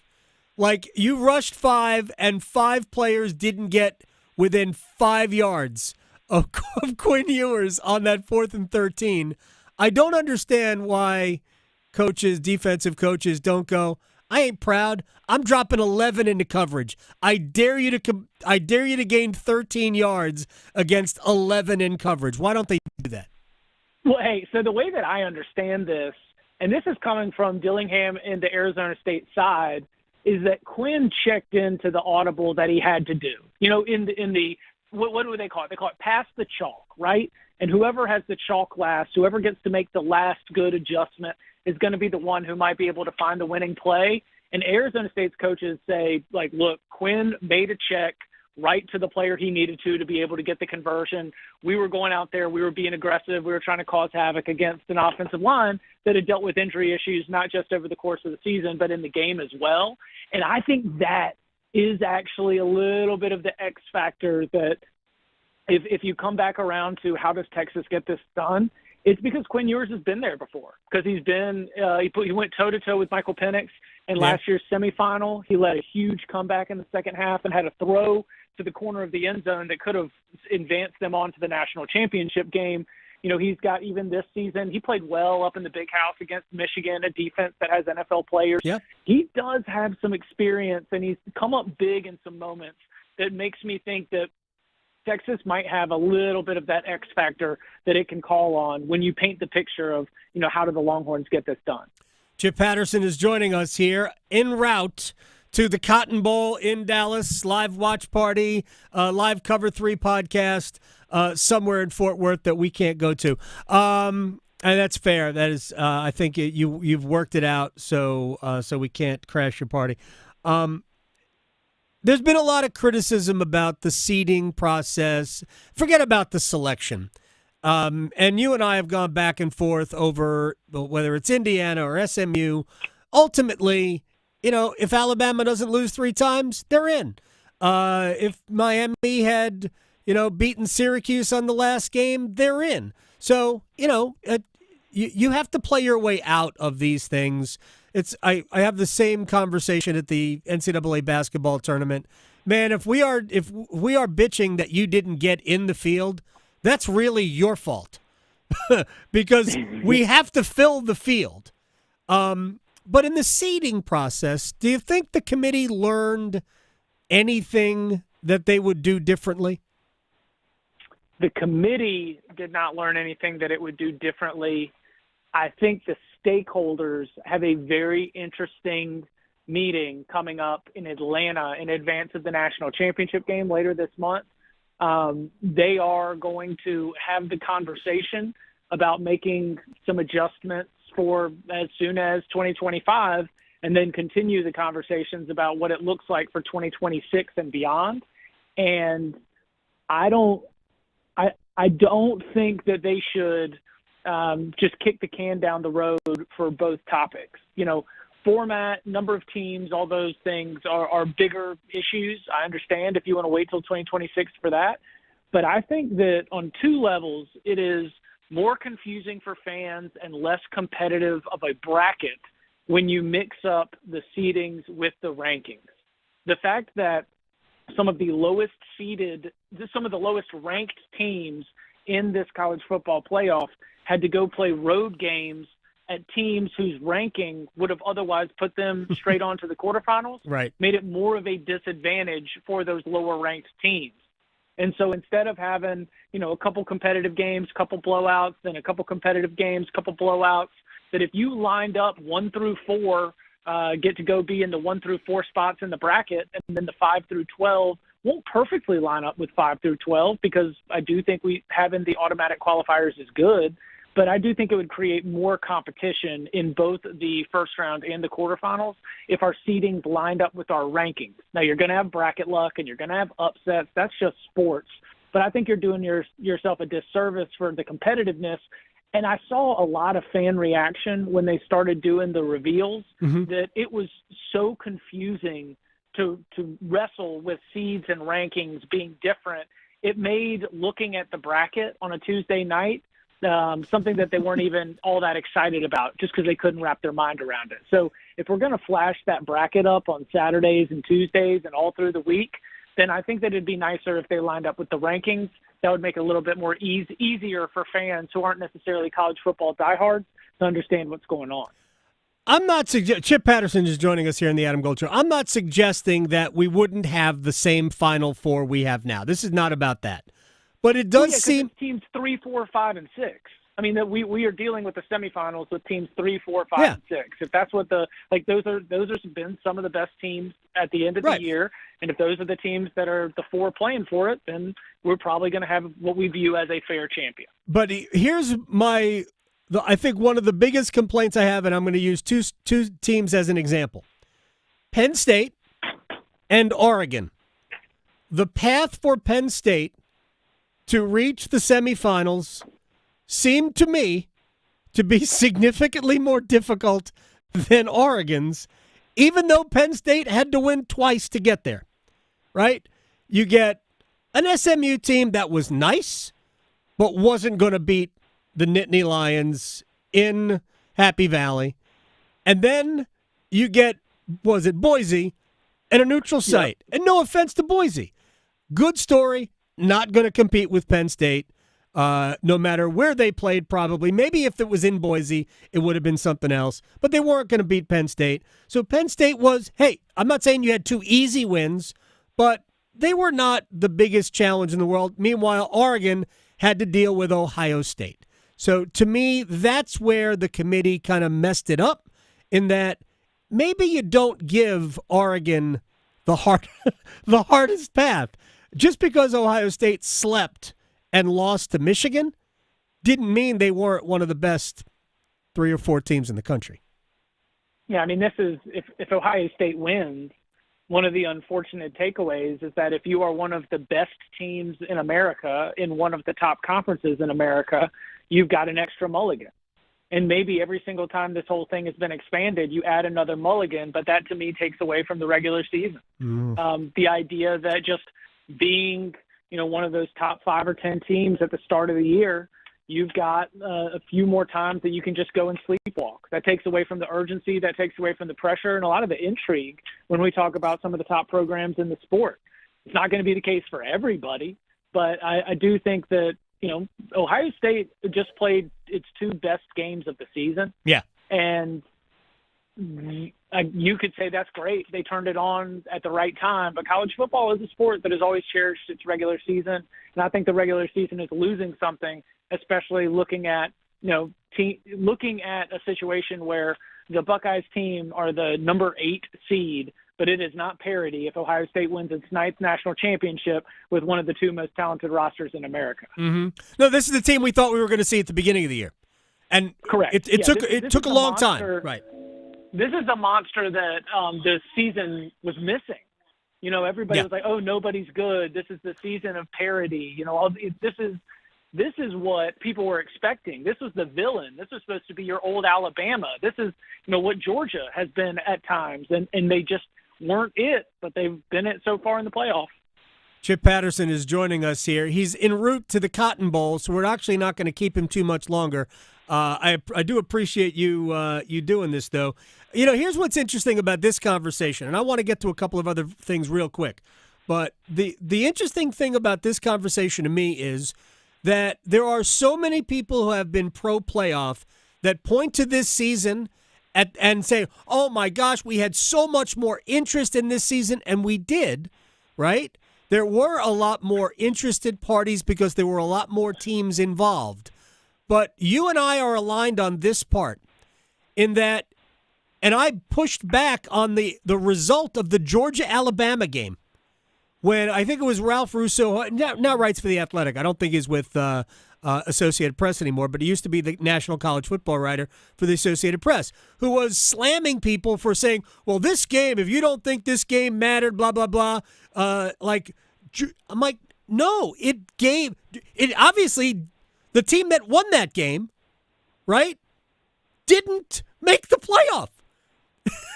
So it certainly, the outcome of games during the regular season really had less importance. They were still fun, which maybe takes us back to a simpler time of college football, Chip Patterson, when we just decided the national champion by a poll at the end. At the end of the season. Right. Just go out there, win as many games as you can. We'll count it up at the end. Go to the Rose Bowl, there's a parade. We'll have a Rose Bowl king and queen, although nobody knows who the Rose Bowl king is. To me, it did eat away at the regular season, but the end, there was so much conversation that we forgot about it. Yeah, the pushback that I've heard as I've sort of floated this out around is, but that's only for a small segment of teams. And one of the purposes of I was actually talking to our friend Joe Giglio about this, and Giglio was saying, the purpose was to be able to involve more of the country, to be able to open the doors of access. And so the regular season may be diminished for Alabama, for Georgia, for Texas, for Ohio State. And in other seasons, maybe Michigan is also getting that same kind of benefit of the doubt. But in giving them, these extra mulligans and diminishing the importance of their regular season, you will also increase the opportunity and the access for a team like Arizona State, for a team like Iowa State, for a team like SMU, these other programs that aren't going to get that along the way. And so, that's the trade-off, is that, yes, the regular season means less to 12 to 15 programs, but that you are bringing in maybe about 25 to 30 more programs and giving them an opportunity that just really was never going to be there in old formats. I mean, I agree with that. And, I talked to coaches from, Group of 5 schools, and it created real stakes for them. And I think that's the best element of an expanded playoff. And we agree, we're going to 14 as soon as they can possibly get it, and then probably 16 not that long after that. Would you agree? I think 14 definitely seems 14 seems more likely. That'll create more on-campus games. So there's all the feedback from the on-campus games was great. Yeah. So I would anticipate that they would be all in favor of creating that additional opportunity. The 2 buys still leave something to play for, because if we go to a 16-team bracket with no advantages for anybody, then you're starting to take a real bite out of the conference championship games as well. You are, but bigger is always better to the people who have money. So I actually think the number won't end until we get to 24, but that's just me. Let me ask you. That's where I believe it. Like, they want to expand the NCAA basketball tournament to 90. We don't need 90. I mean, listen, what we're going to get, and you can actually appreciate this, is we're just going to get to Stanley Cup playoff style situations where these teams are just falling apart. Yep. I mean, we're preparing to go see game number 15 for all these squads right here. Yeah. I mean, this is so for Texas, I think it's going to be game number 16. Yeah, and for Penn State. And for Penn State as well. Yep. I mean, they are hanging on by a thread, man. Like some of these groins and hamstrings. Mm-hmm. I mean, Adam, think about the groins and hamstrings out there. I am thinking about groins and hamstrings right now, Chip Patterson. Yeah, the groins and hamstrings are being tested right now. That to me is my ultimate, just like the thing that I always just have a little bit of trouble just jumping on board when we talk about further expansion. Oh, you and me. To 16 or 20 or 24. It's the groins and the hamstrings. I have been there. Yes, my groins. I have one. I'm pretty sure I have one. Anyway, let me just ask you one Bill Belichick thing. But first of all, who do you think's ultimately who we're going to see? Not this Monday, but next Monday night. Oh, next Monday night, I've got Ohio State over Notre Dame. Okay. I am rooting for Marcus Freeman. Not that I have anything against James Franklin. I'd love to see Freeman get there. All right, let me just ask you about Bill Belichick real quick. What is the buzz around recruiting portal around Bill Belichick and North Carolina football? I would say that right now, if you want to say, like, what is the buzz, like, what are some of the conversations that, I'm sort of observing and taking part in, there's a lot more intrigue in the assembly of the staff maybe than there is about any one particular portal addition. They've got to go in and they've got to get some quality players to be able to just sort of fill out a depth chart. So a lot of that just feels like registration. You're like, oh, that guy, okay, he seems fine. Then you place him on the depth chart and you go. But, going and building out your own coaching staff and, going to places like IMG to pick up some coaches, obviously the hire of his son, Steve Belichick. Right. You add another Lombardi to the general manager's office. I mean, it's interesting, the assembly process as it's going, because what I have not observed is any statement hire that indicates what North Carolina football is going to look like. Because sometimes you are able to make staff hires that can signal to your team, to your fans, right, or to college football at large, this is what we're going to be. Offensive coordinator, we're going to have his kind of offense. Defensive coordinator with this reputation, this is what kind of team we're going to be. And while Steve Belichick, we have a body of work, it is not a large enough body of work for us to be able to say that he is that identity. And so that's my big curiosity right now, is because we've got a lot of interesting hires, a lot of outside-the-box type thinking, but nothing yet that tells me what North Carolina football is going to look like when the season starts in the fall. Chip Patterson, Cover 3 podcast, live at the Cotton Bowl. Not at the Cotton Bowl, but near the Cotton Bowl in Fort Worth, at Chip_Patterson. My friend, I'll talk to you next week. Have a good time. Tell the fellas I said hello. Sounds good. Y'all be well. You got it. Chip Patterson here on the Adam Gold Show. Yeah, it's. I accuse the college football media, and it's probably wrong of me to do it, but I accuse the college football media of being the most apologetic media this side of the golf media. The golf media, to me, is all about access. 100% about access. I have a hard time with, in general, golf media. They're pretty inclusive. They have their own little club. And it is about access. I think the college football media, in general, just adores college football without necessarily pointing a critical eye at a lot of things about it. Like, I honestly believe that all year long, there should have been people every week talking about, hey, this is the 7th game for this particular team. They've only got to play 10 more to win a national championship. And oh, by the way, most of these kids ain't getting paid a dime. We haven't really heard that. And what we do hear more than anything is complaints about the portal. And I don't know. What I do think about the college football playoff this year is that it's been fun. I don't think it's been good. Certainly the quality of football the quality of the games. Quality of football, it's different. Quality of the games hasn't been good. We've had one competitive game. Two competitive games. Georgia-Notre Dame was competitive.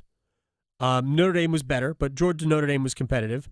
The other game was thrilling. Of course, it wasn't really competitive until the very end, but still, we got there.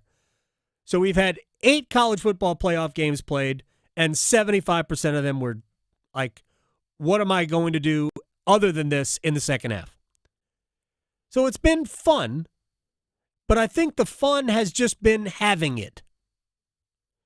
In some ways, it's like the toy that you got for Christmas that, man, this is really great. And then you open it up and like, so wait, it only does this?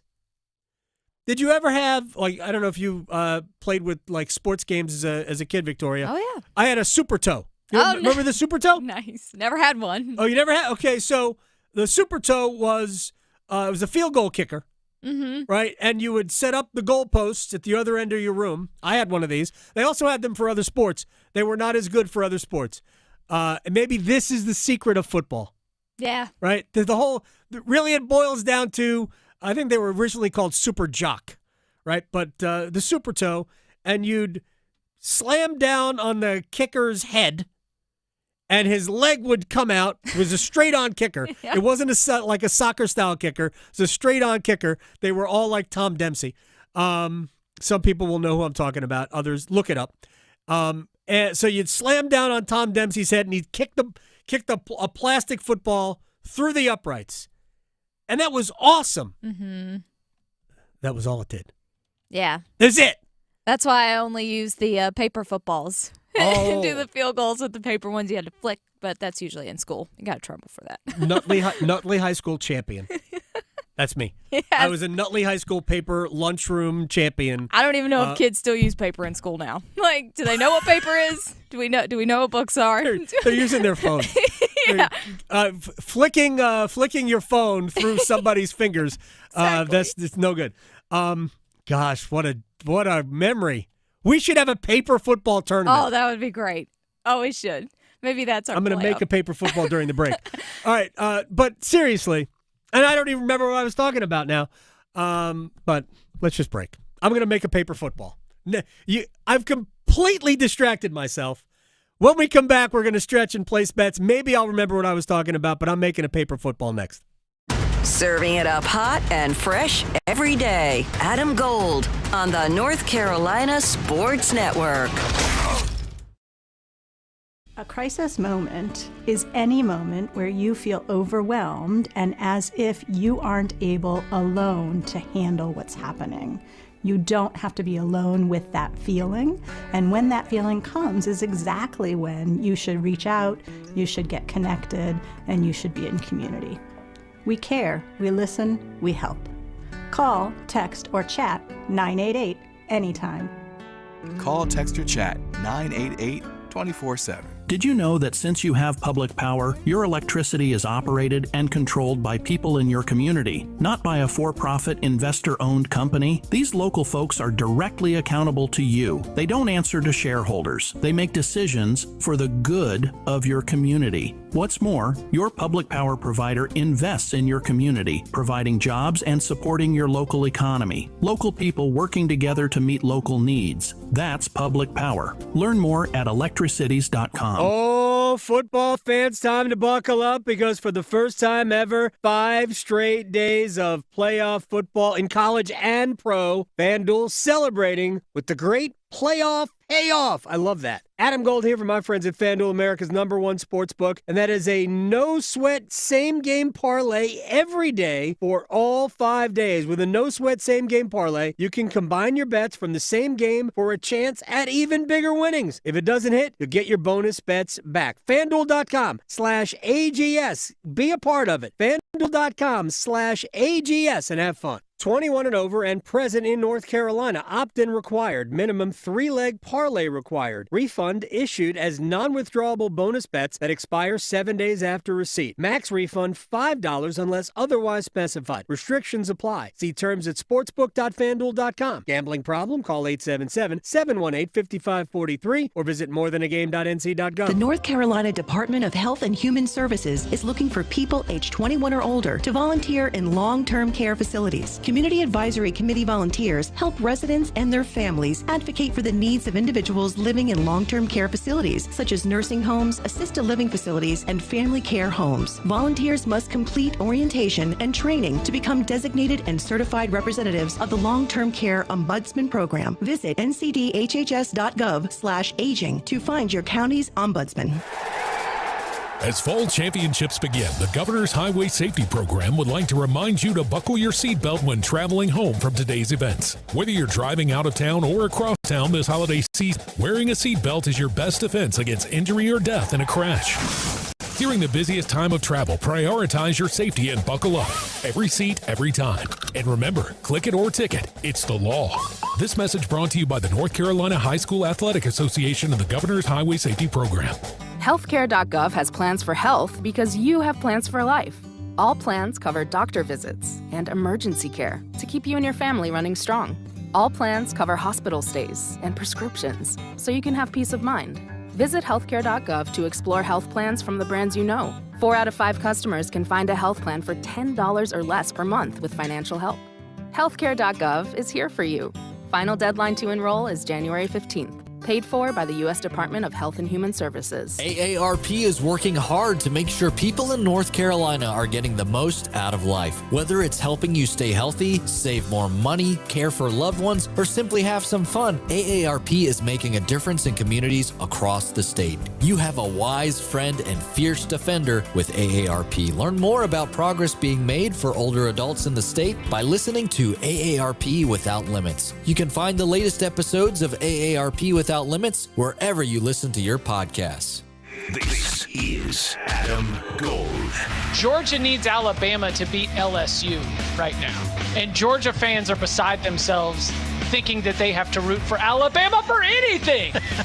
So, I mean, it's messy everywhere. The Adam Gold Show.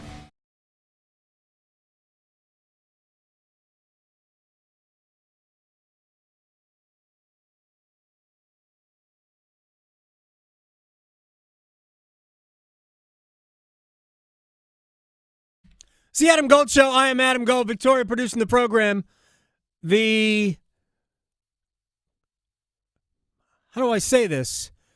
The North Carolina co-sportscaster of the year elect, Trip Tracy, will be in studio with us at the top of the hour.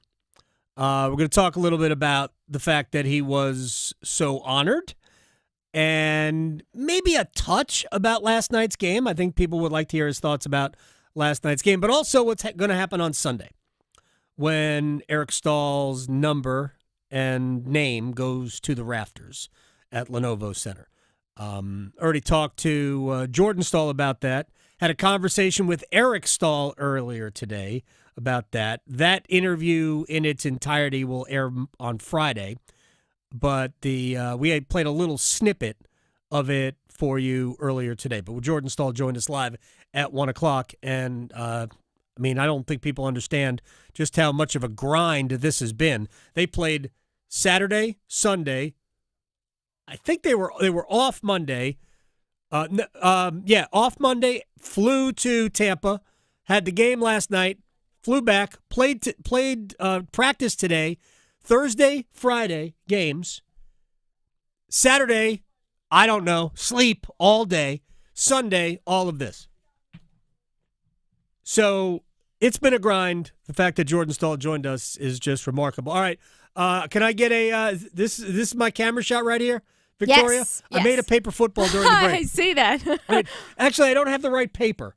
It's not quite the right size. Mm-hmm. So my paper football building skills were challenged, but I think it's a good one.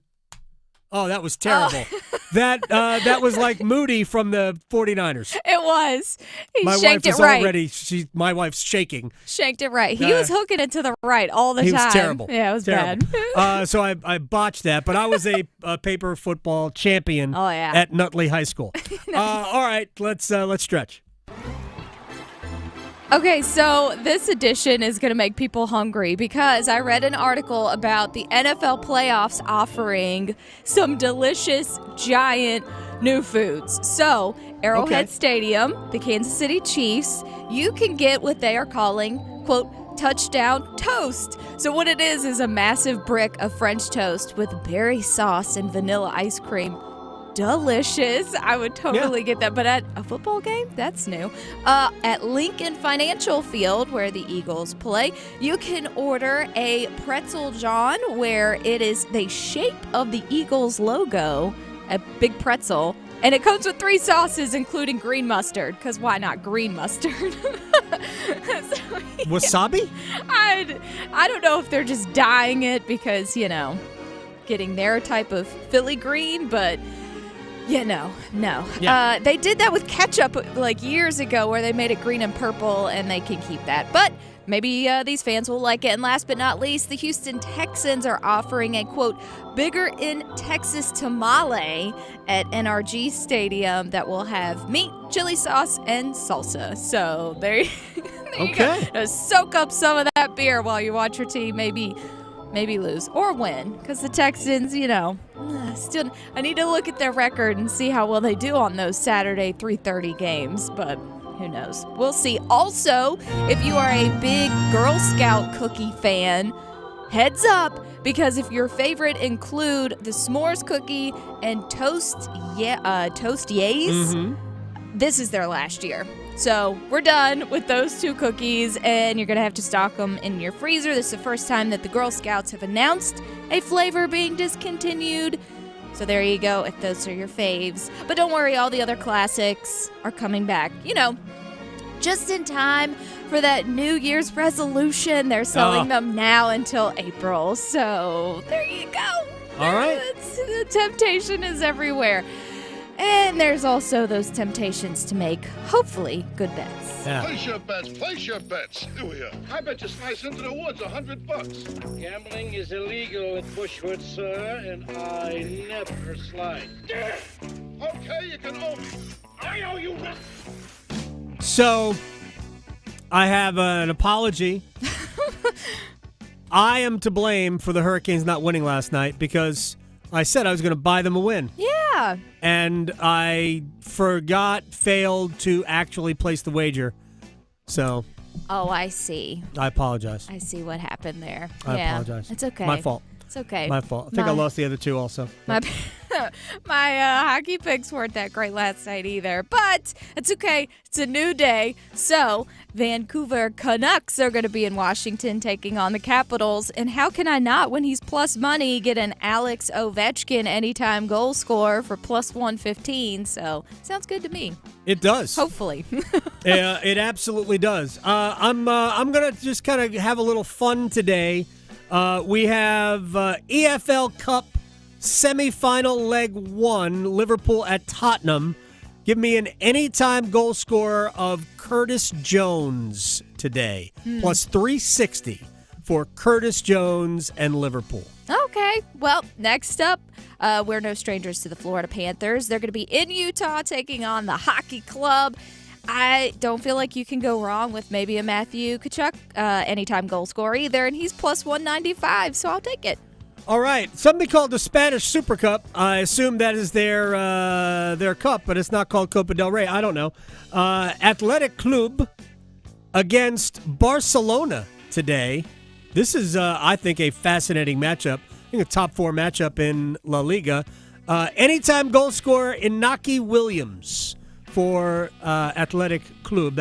He is plus 260. Okay. And last but not least, the Colorado Avalanche will be in Chicago taking on the ever-struggling Blackhawks. So give me Cale Makar to be an anytime goal scorer. He's plus 250. The Blackhawks are atrocious. I know. Second year in a row, it's just not working out for them. I mean, can we just get Teuvo Teravainen to score a goal? Right. That would at least make us all happy if Teuvo Teravainen scored a goal.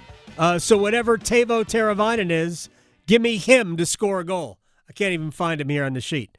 But let's get Teuvo to score one. Come on, Turbo. Help us out.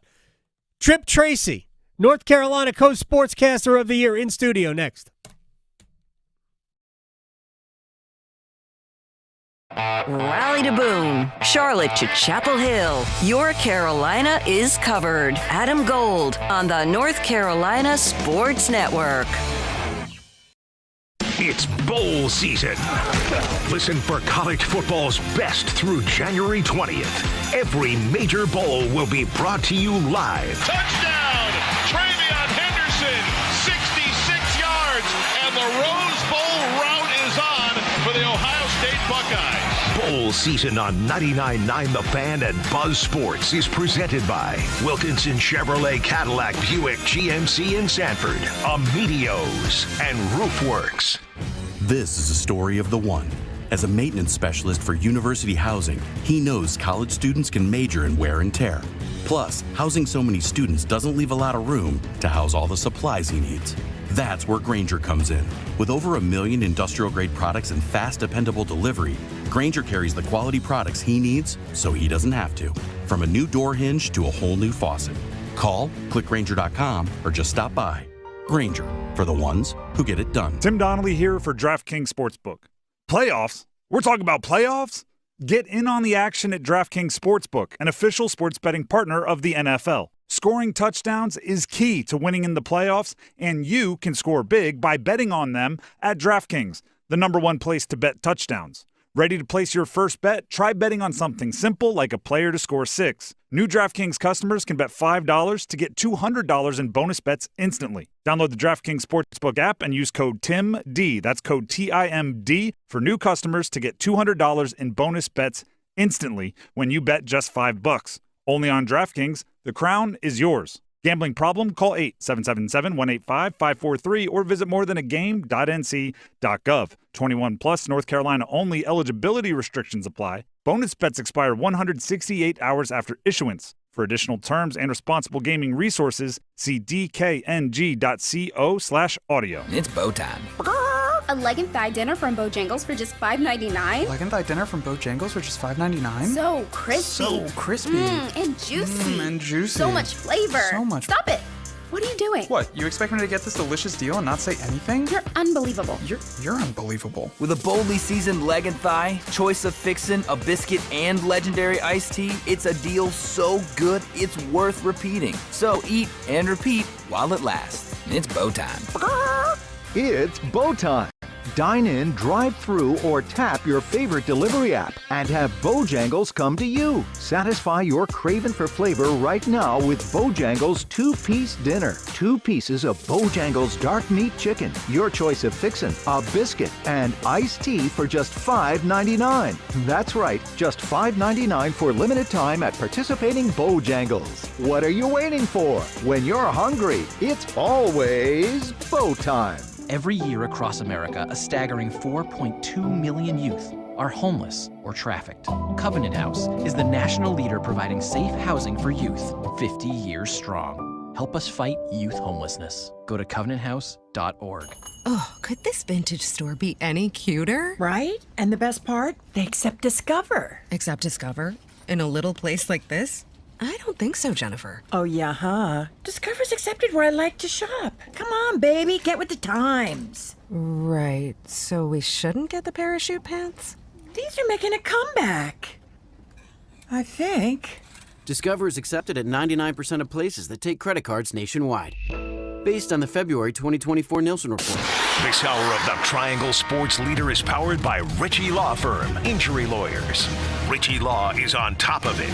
Go to ritchielaw.com. That's ritchielaw.com. They score! WCMC HD1 Holly Springs. Take us with you on the radio, Instagram, TikTok, Alexa, and YouTube. 99.9 The Fan, the Triangle Sports Leader.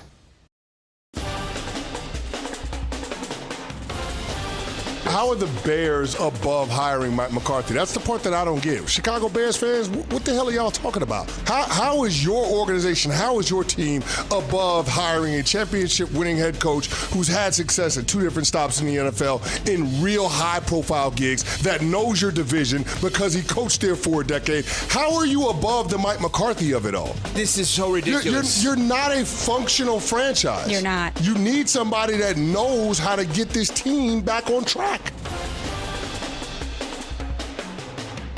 It's the Adam Gold Show. I am Adam Gold. Trip Tracy is in studio with me. I am honored that you came over here. Where's Frank? Frank is with, my dog, KK Fritsch, Right. the iconic Hurricanes anthem singer, has moved to South Florida to chase her medical dream to be an anesthesiologist, but her mom, Suzanne, is watching Frank right now. I need you to just move a little bit closer. That's all. Yeah, I'm not used to the studio. You got to teach me here, AG. All right, it's fun. There's a number of things I want to get to. At some point, we're gonna have to take a commercial break because they'll kill me if we don't. But I figure I'll only bother you for about 25 or so minutes. So here's how I want to start because, and I knew about this last week. You knew about it last week. It became official yesterday.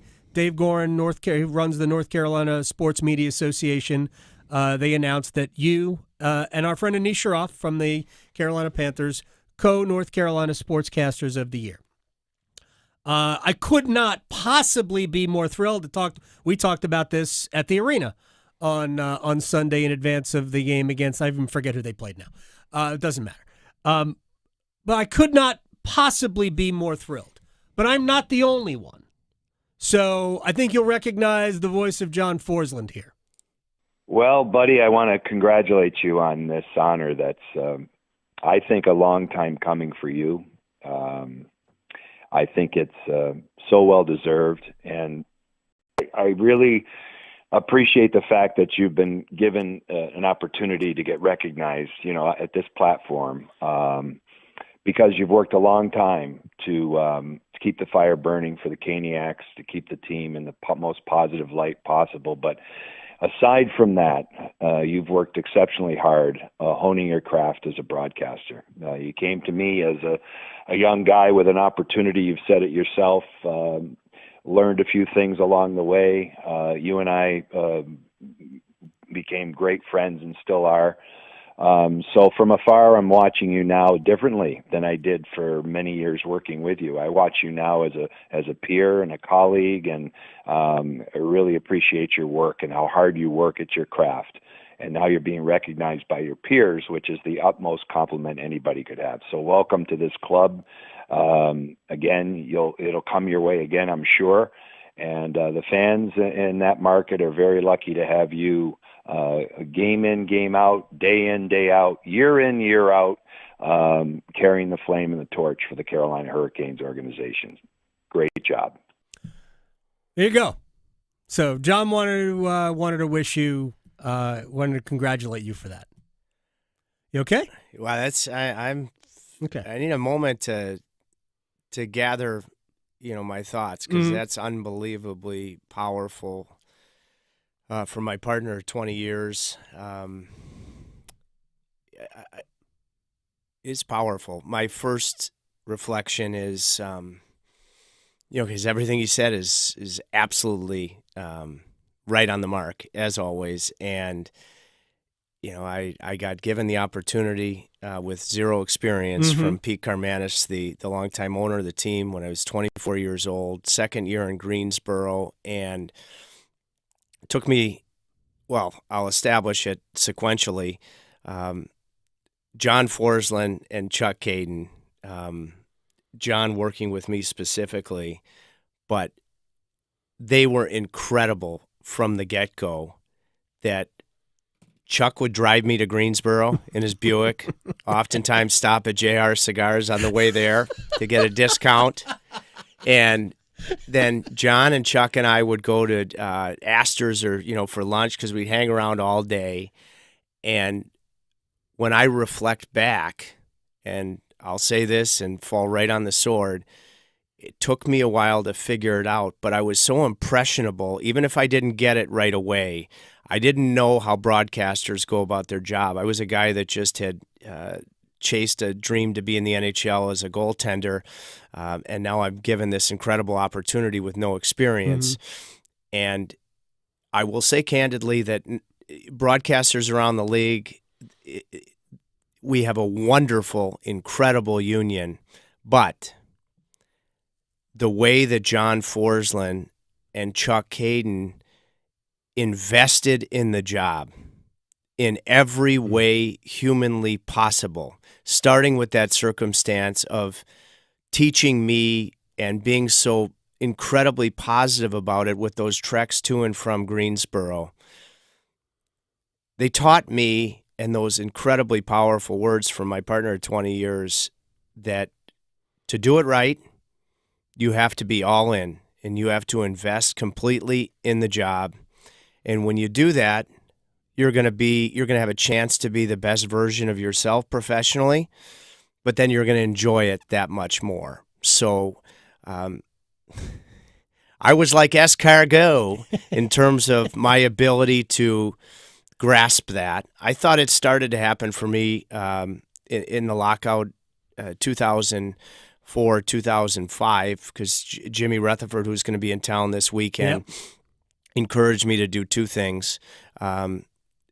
Get to know John Shannon, who was the longtime producer of Hockey Night in Canada, and became a mentor to me. And Harry Neal, as fine of a color analyst as there's ever been in the game, he said, you've got to go meet him for a cup of coffee, which I did when I was in Detroit, and Harry was at a coaches symposium in Windsor. That's when I started to get what John Chuck taught me. And there were some bumps along the way. Those have been well documented, but to hear that from Johnny, well, as soon as we finish this hot stove, I can't wait to call him. So, I had let him know that you were chosen as a winner. He did not know because it's not public knowledge, but I was tipped off. I thought he was going to text you, and when I spoke to him this morning, he said I purposely didn't because he wanted to give. I'm blown that away. Message. All right, yeah, good. Let me tell you why I think you're good. Great, and I 100%. I say this about all we're local broadcasters, because when you say something during a game, I believe it. And the only way I can believe it is if you are telling it straight. We all root for the team. I root for the Hurricanes. You root for the Hurricanes. When John was doing the games, he roots for the Hurricanes. But the best local broadcasts, to me, are the ones who are saying, nope, we screwed that up. That's a bet. That's a call that we got to break. I need to believe that. And I can't believe it if, I'll just use an example. I don't mean to be mean towards Jack Edwards. Zero chance I can believe anything Jack Edwards ever said as a Boston Bruins broadcaster because it was so homerific. Now, I think, was it Andy Brickley worked with him. Very good analyst. Brickley was great. Elite, in my opinion. Brickley was great. He was like the yin to the yang, right? But I can believe when you say something because I do think you play it down the middle. Obviously, we want the Hurricanes to win. So, to me, that's, of all your great qualities, the personality, of course, is chief among them. The fact that I can believe what you say is important. So, first of all, that's incredibly meaningful, AG, and I'm going to keep working at just that.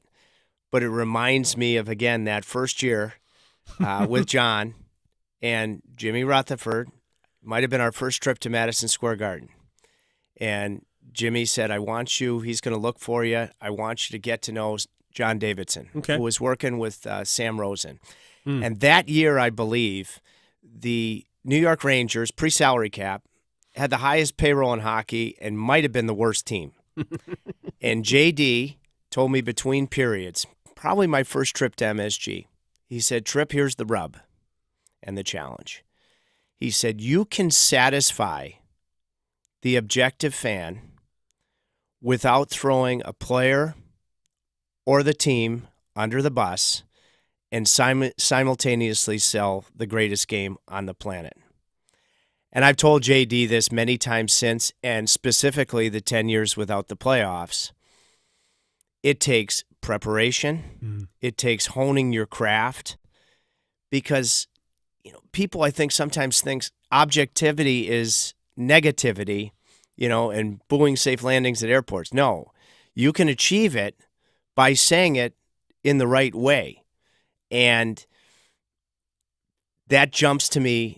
That maybe it's certainly as good of a piece of advice as I've ever been given. And John Davidson, many would argue that he is I mentioned Harry Neal, the greatest color analyst in the history of the National Hockey League. And it doesn't play exactly into that incredibly meaningful compliment, AG, my brother. But what John also told me right from the get-go, when I was the very definition, I wasn't circular, I was rough around the edges. What John always said to me was, be yourself. Be yourself. Be yourself. Let me ask you one more question in relation to the North Carolina Sportscaster of the Year honor. And then we're going to break, and then we're going to come back. We're going to talk about Eric Staal and a little bit about last night's game, or maybe just in big picture about the team. So my wife and I were talking about this, and she said something to me that I think is important, and I had not thought about it, so I want to give her the credit for thinking about it. What you've been through and where you are now, the fact that you are a sober person, mm-hmm. Is it more meaningful to you that you have come out on the other side? And I know it's a work in progress every day. Is it more meaningful to you because of that? Oh, heck yeah, to the ends of the earth in ways I couldn't quantify in words. What a great question. Not mine. It's my wife's. What a fabulous. Well, you overachieved. I did. As we all strive to do. That is true. Yeah, I just think about yesterday. I remember when I got back from New York City, and we started with a soundbite from John, and and he said, Tripp, do you want to go stay at my place in Raleigh for a bit with Natalie and his wife, and Rod Brindamore, what he said to me before the game last night. Mike Sondheim, who right when I was at my bottom in New York City, Mike Sondheim, he shined. I got an incredible message last night right before the game from Paul Coffey, and I actually looked, and I was right in front of a studio my first year where John, because he wanted me to get experience, and Paul Coffey was a Hurricane, so he had me do the interview. And Paul Coffey, along with Steve Eisner, they were some of the guys that I idolized growing up. And I remember, because John wanted me to get reps in the interview, I had 3 or 4 questions for Koff, and he could have said, I'm going to Mars tomorrow, and it wouldn't have mattered. I wouldn't have been able to hear it. I would have just tried to cleanly get to my next question. And Koff sent me a text, because he had obviously seen it, and said, you got my vote. And, I think about that interview to getting that Koff, and what your wife's question, if I won, my dog Frank is named after Sinatra to prove my way wasn't working, and to find my relationship with my higher power, who I choose to call God. If I, on a daily basis, get the heck out of doing things my way and try to worry about the controllables and then get in the passenger seat, everything takes care of itself, and it is infinitely more rewarding. And it's just so incredibly special. And it does make it that much more meaningful to me. Good. All right. Now we're going to break. We're going to come back. We're going to talk about Eric Staal. I hope I didn't filibuster. No, you were great. You were awesome. You were awesome. It was a question I felt like I'm glad she brought it up to me, because I'm not sure I would have brought it up. So I honored her, and I honored you at the same time. We'll talk about Eric Staal, a little bit about last night and the team in general. Is that cool? Frank's not holding it in somewhere, is he? No. Hey, if he had been doing the job, AG, he would have won about 4 of these awards at this point. All right, Trip Tracy is in studio. We'll be back. Serving it up hot and fresh every day. Adam Gold on the North Carolina Sports Network. Listen every afternoon for The Drive with Tim Donnelly. It's 2025, and everybody's looking for a fresh start with their resolutions. Every team, player, coach, they've got something on a wish list.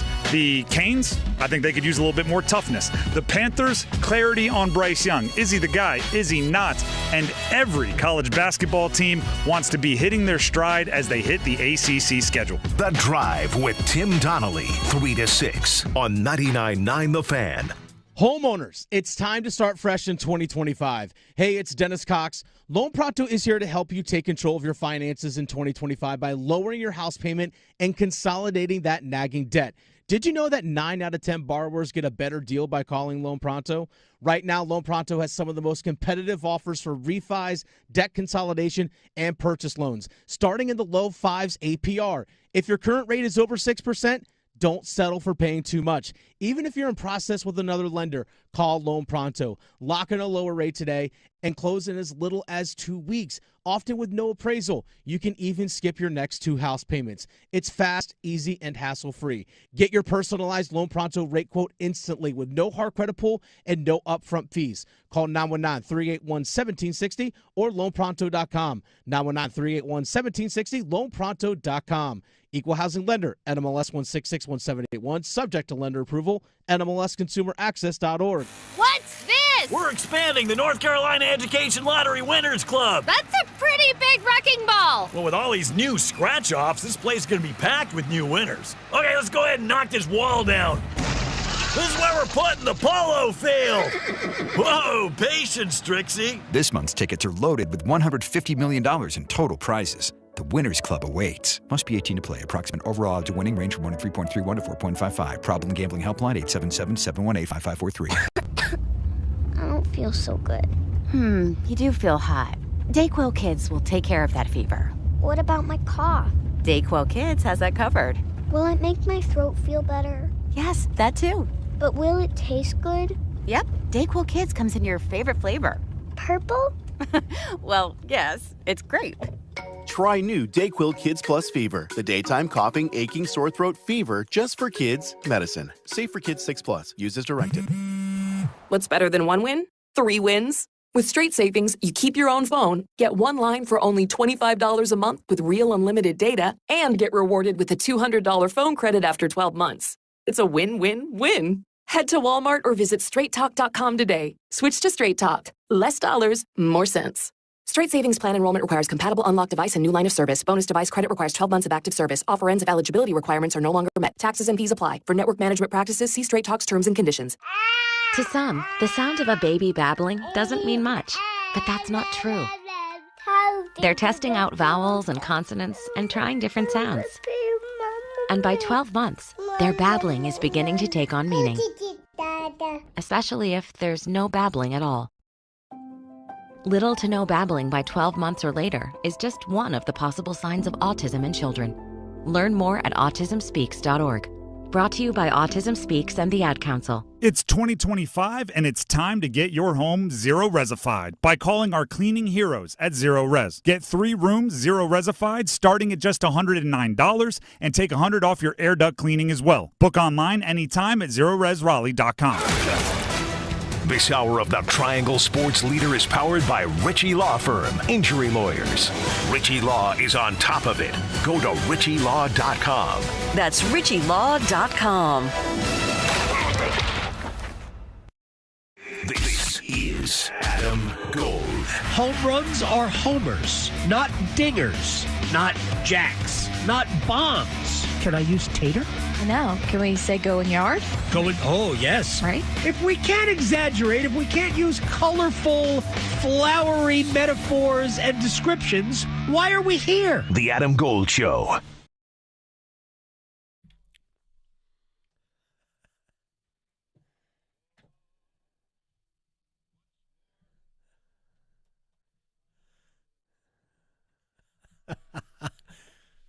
She's the best DJ in Raleigh right now. There's no better DJ in Raleigh The than great Victoria, Mrs. Rogers. That's the one thing, you know what? Frank was wrong about 2 things. The legend of all legends he was. One, my way. Right. Also, he said a friend in need is a pest. Well, that was Joey Lewis who said that. That was a story of course. I mean, he was telling about like another drinking buddy of his would say. Yes, the album Sinatra at the Sands is when he tells that story. It's one of my favorite albums. I listen to it a lot. All right. Let's get into Sunday. Eric Staal will have his number and name go in the rafters next to Rod Brindamore, Ron Francis, Glenn Wesley. I mean, I've talked to a lot of people about it without sending you in a way I want you to go. Why does Eric deserve this kind of an honor? I would say, okay, I mentioned the lockout in the last segment. Mm-hmm. Ended up being an extraordinary thing for Eric Staal because he was able to play as a young player looking to truly solidify himself in the NHL. He played in Lowell, split team with Calgary, and that's actually where the Hurricanes located that they might want to have a guy by the name of Mike Commodore because he was playing on the Calgary side of that team for Tom Rowe. And a lot of players didn't play, and he did. And then he starts the year with one of the maybe the most famous line in Hurricanes history to date. Staal with Cole and Stillman coming off of a Stanley Cup. We were in Tampa last night. I remember the bench interview. The first game in Tampa, the Stanley Cup banners going up in Tampa, Corey Stillman was a part of it, and he predicts that the Hurricanes are going to win the Stanley Cup. Incredible. But Eric Staal, 100-point season, only one in Hurricanes history, led the playoffs in scoring. I used to argue with Ron Hainsey. I love Ron Hainsey. But when we'd go to Montreal and we talk about Rod Brindamore's goal to tie the game in Game 3, and I would say this is where the Hurricanes won the Stanley Cup, and Ron Hainsey would say, did they award the cup here in the building? Like, Ronnie. And then we'd probably use a couple of expletives in good carving, friendly fashion back and forth to each other. But the reason I bring that up is because after Brindamore tied it, when Carolina was generating nothing, Eric Staal scored in overtime. And John said, it's a series now. And he had the huge goal. I know it ended up being a short series, but in Game 2 against the New Jersey Devils, where the trapezoid came into play, I've talked to Marty Brodeur about it a bunch of times, that if you hadn't made the rule change, New Jersey, who had won, I think, 16 straight going into that series, end of the regular season sweeping the Rangers, they were good. And that made that a short series. So Eric Staal, those are just a couple of those goals that changed the trajectory of the Cup run. He led the playoffs in scoring. 2009 solidified the shock at the Rock. I don't think I ever saw a player in the second round in the prime of Zdeno Chara over the course of 7 games wear down Zdeno Chara like he did. Scotty Walker was the hero, but I remember looking down from the booth, and at that point, Eric Staal had beaten Zdeno Chara. And then I look at the grace behind the scenes during the lean years without the playoffs of how much he cared. I mean, all-star, perfect face of the franchise when the all-star was here in Raleigh, was an all-star MVP, I believe, when it was in Atlanta. But Eric Staal, with all of that responsibility and that losing, the way that he handled it. And then the final thing I would say, a coffee in beautiful Vancouver. He'll be here Friday before a game out there. And at that point, Eric Staal knew that they weren't going to come to a new contract extension agreement. He knew that he was going to end up being moved. And he had seen 2 guys in particular, Jacob Slavin and Brett Pesce, that were on the blue line. And we're having a coffee with this gorgeous Vancouver scenery before getting on the bus to go to the game behind us. And he was beyond heartbroken. And he said, Tripp, I've been here for all this, and now there is light at the end of the tunnel, and I've got to leave. I hope that puts it together why his number should be retired. That's a great story. And Trip Tracy is in studio with us, obviously. It's the Adam Gold Show.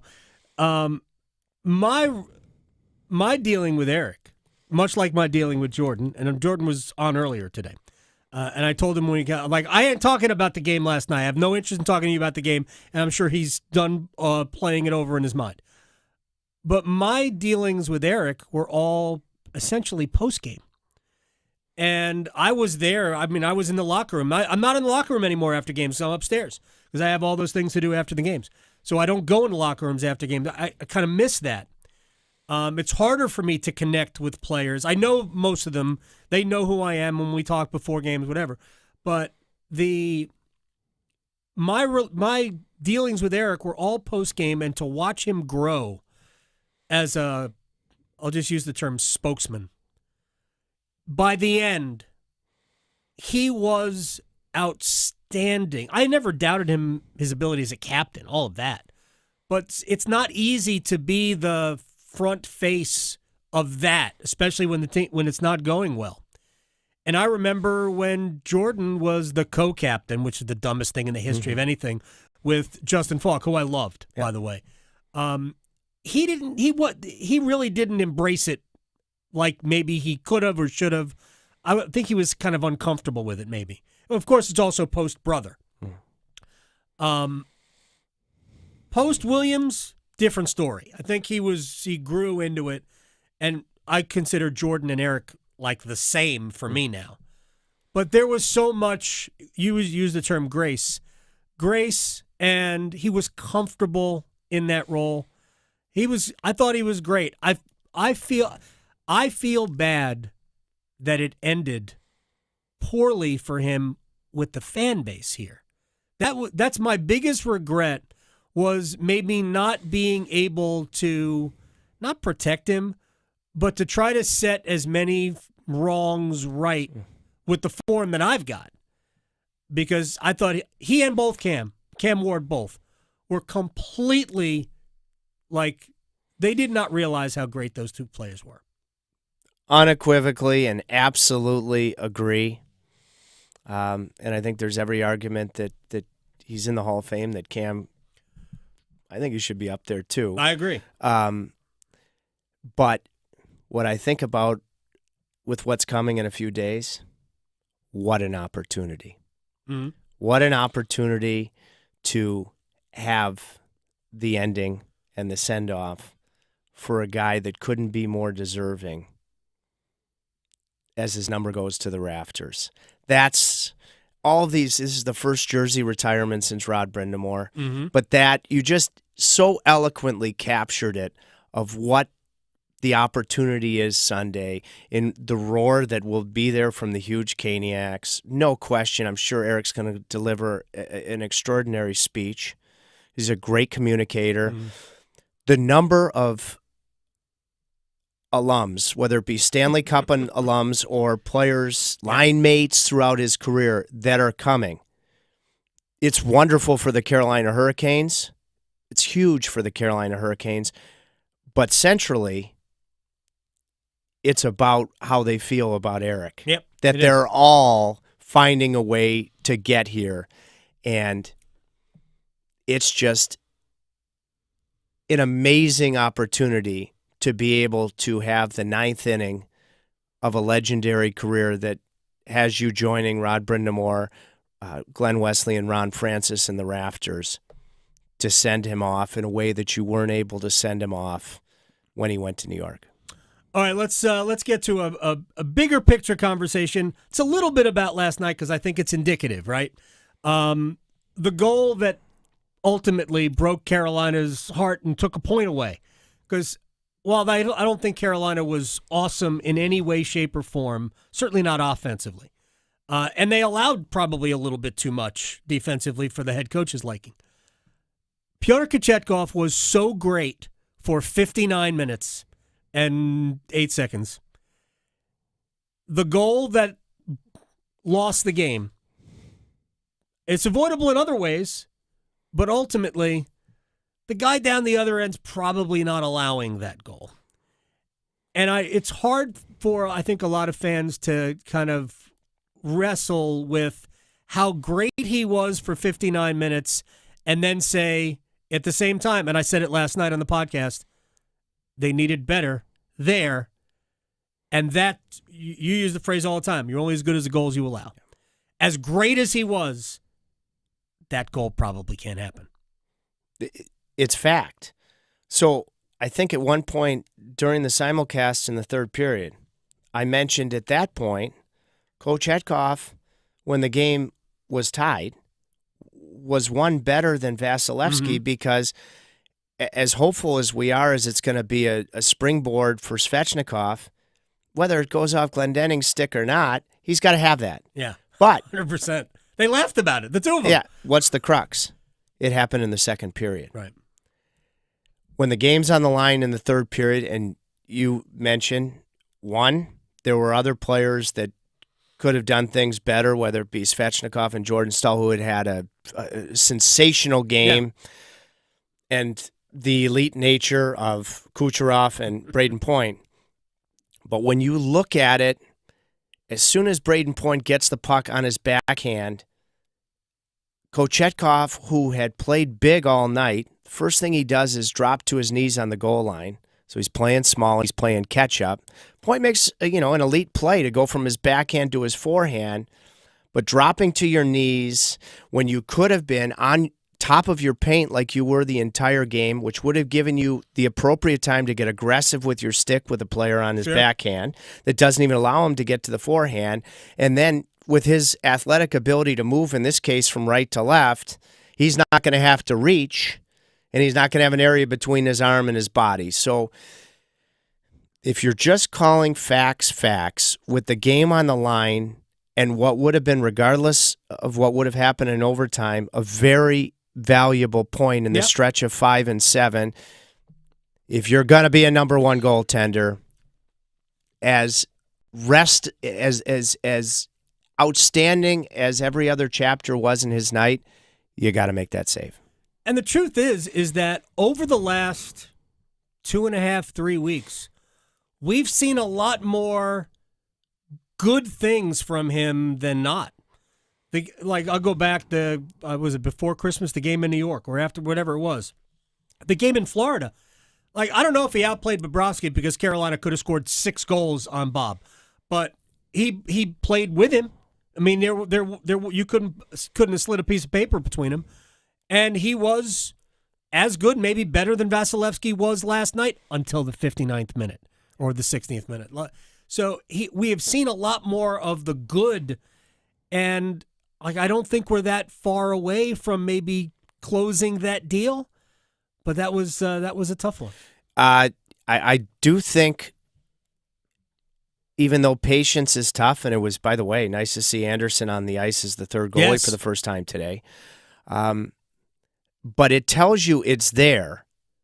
But say if Cam Ward was right between us right now, you only get so many opportunities. But I do think when you've seen that it's there, when patience is very you have to try to continue to be patient, because some of these complete efforts, whether it be against Bobrovsky or whether it be against Shesterkin or whether it be against Sorokin in a home win against the Islanders, those are 3 that pop to me. It's there. But, he's going to have to learn from last night, and I'll just give you one example. Because he took a breath. Mental and then physical. There was a play in the second period where Tampa had full possession of the puck in their own end. And they quickly turned it over. And Natchez, I believe, had a great chance on Vasilevsky. Yep. And when you look, there was a nice camera angle from behind Vasilevsky. And you could see when his team had full possession, he didn't take a breath. If you take a breath, which you could easily do as a goaltender, and say, well, we're breaking this puck out, you're done. Kochetkov took a breath. Puck gets out to the neutral zone. Yeah, Svechnikov could have made a better play. Yeah, Staal could have found a way to get a piece of that Kucherov pass, but he took a breath. He just assumed. And when you assume, drops to his knees, playing small, chain reaction, reaches, and yes, he has an opportunity to complete it, but that's got to happen soon. And I still believe it can, but that's the final and the biggest hurdle that he faces, is that you just have to, especially with the game on the line, but period, avoid these mental and physical breaths. All right, I'll talk to you tomorrow before Toronto doesn't have a Russian goalie, do they? No. Vancouver doesn't have a Russian goalie, do they? No, we don't see when. I'm just thinking about the next 3 games in Anaheim. No. Dustal's a check, right? Yeah, and a good one. Yeah, very good. Yeah, and Buffalo, no. That's the next game. We need more Russian goalies. Yeah. All right. Love you. Thank you so much. This is very, very special. I enjoyed it, I think, every bit as much as you did. Love you too. Thank you so much. I'll see you tomorrow before the game. Thanks, AG. Thank you, Victoria. Trip Tracy. All right, we'll come back. We got to rewind. We'll talk a little football as well next. Serving it up hot and fresh every day. Adam Gold on the North Carolina Sports Network.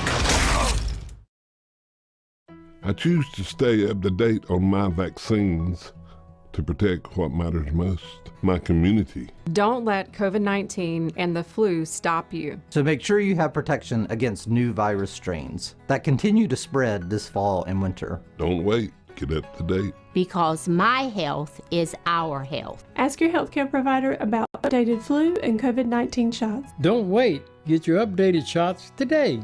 Visit myspot.nc.gov and find yours today. Oh, football fans, time to buckle up because for the first time ever, 5 straight days of playoff football in college and pro, FanDuel celebrating with the great playoff payoff. I love that. Adam Gold here from my friends at FanDuel, America's #1 sports book, and that is a no-sweat same-game parlay every day for all 5 days. With a no-sweat same-game parlay, you can combine your bets from the same game for a chance at even bigger winnings. If it doesn't hit, you'll get your bonus bets back. FanDuel.com/AGS. Be a part of it. FanDuel.com/AGS and have fun. 21 and over and present in North Carolina. Opt-in required. Minimum 3-leg parlay required. Refund issued as non-withdrawable bonus bets that expire 7 days after receipt. Max refund $5 unless otherwise specified. Restrictions apply. See terms at sportsbook.fanduel.com. Gambling problem? Call 877-718-5543 or visit morethanagame.nd.gov. Did you know that since you have public power, your electricity is operated and controlled by people in your community, not by a for-profit investor-owned company? These local folks are directly accountable to you. They don't answer to shareholders. They make decisions for the good of your community. What's more, your public power provider invests in your community, providing jobs and supporting your local economy. Local people working together to meet local needs. That's public power. Learn more at electricities.com. The North Carolina Department of Health and Human Services is looking for people age 21 or older to volunteer in long-term care facilities. Community Advisory Committee volunteers help residents and their families advocate for the needs of individuals living in long-term care facilities, such as nursing homes, assisted living facilities, and family care homes. Volunteers must complete orientation and training to become designated and certified representatives of the Long-Term Care Ombudsman Program. Visit ncdhhs.gov/aging to find your county's ombudsman.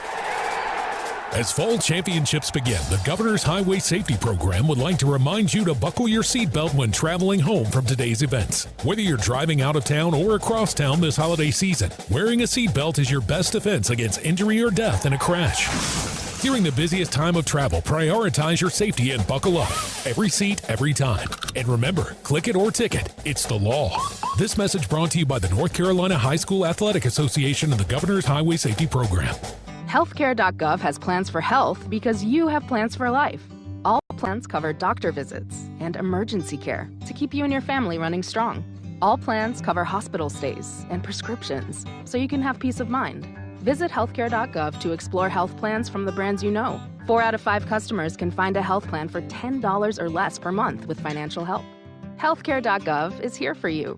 Final deadline to enroll is January 15th. Paid for by the U.S. Department of Health and Human Services. AARP is working hard to make sure people in North Carolina are getting the most out of life. Whether it's helping you stay healthy, save more money, care for loved ones, or simply have some fun, AARP is making a difference in communities across the state. You have a wise friend and fierce defender with AARP. Learn more about progress being made for older adults in the state by listening to AARP Without Limits. You can find the latest episodes of AARP Without Limits wherever you listen to your podcasts. This is Adam Gold. We don't need Al Roker in a suit doing yoga. No. And Al, to his credit, recognized that and said, you know what? I am not getting into Warrior 2. I'm stopping at Downward Dog. There will be no, he didn't get to that. Like, heck no. The Adam Gold Show.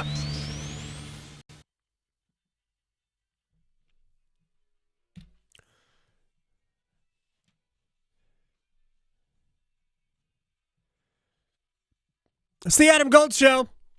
I am Adam Gold. Victoria on the 1s and 2s.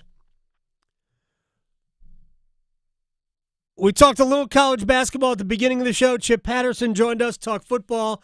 We haven't really gotten into the coaching thing Yet, as we talked about this earlier, Victoria, earlier meaning yesterday, that it appeared there were only, I think, 5 openings. And then the Raiders went and fired Antonio Pierce yesterday.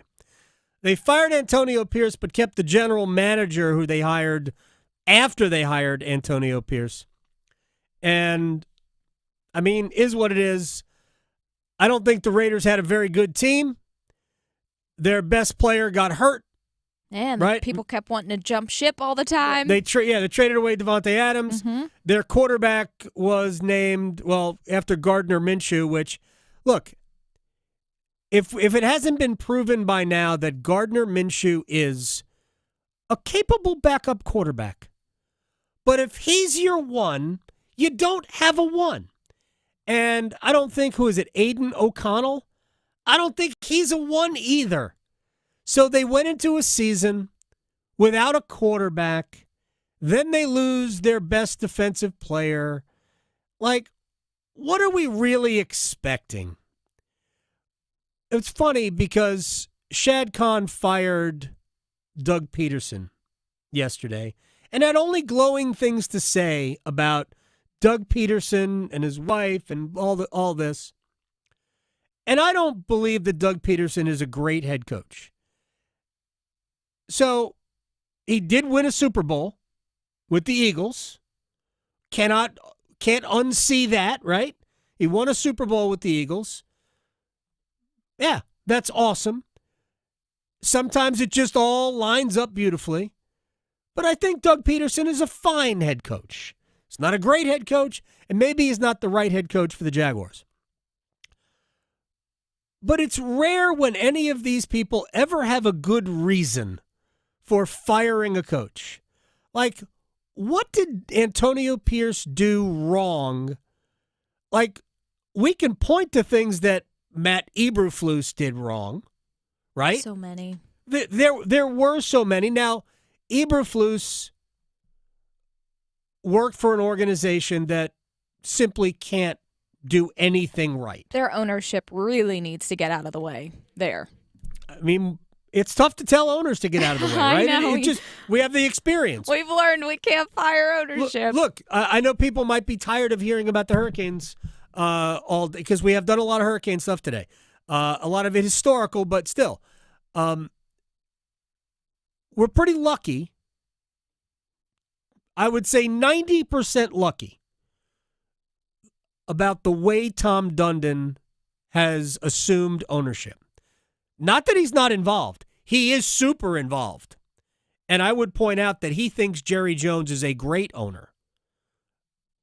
So just put that in your the back of your mind. But what he has is a plan and patience. He is not reactionary. And you can be involved if you feel like you've hired the right people, you have a plan, and you stick to it. And that's what this organization has done.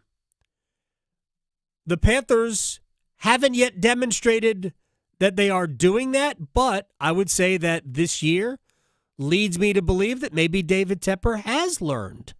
We'll see, right?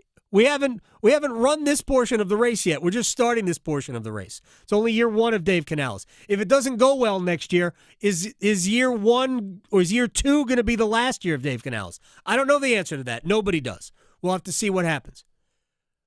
But firing a coach because, well, we just want to move in a different direction. No, you want to win, right? But maybe you don't have the right pieces to win. I'm not a big fan of Trevor Lawrence. I never have been. Other than his freshman year, he looked like he was going to be elite. I never saw the progression from freshman year and beyond. No. He is physically gifted, much like Justin Herbert is physically gifted. I don't know how good a quarterback he is.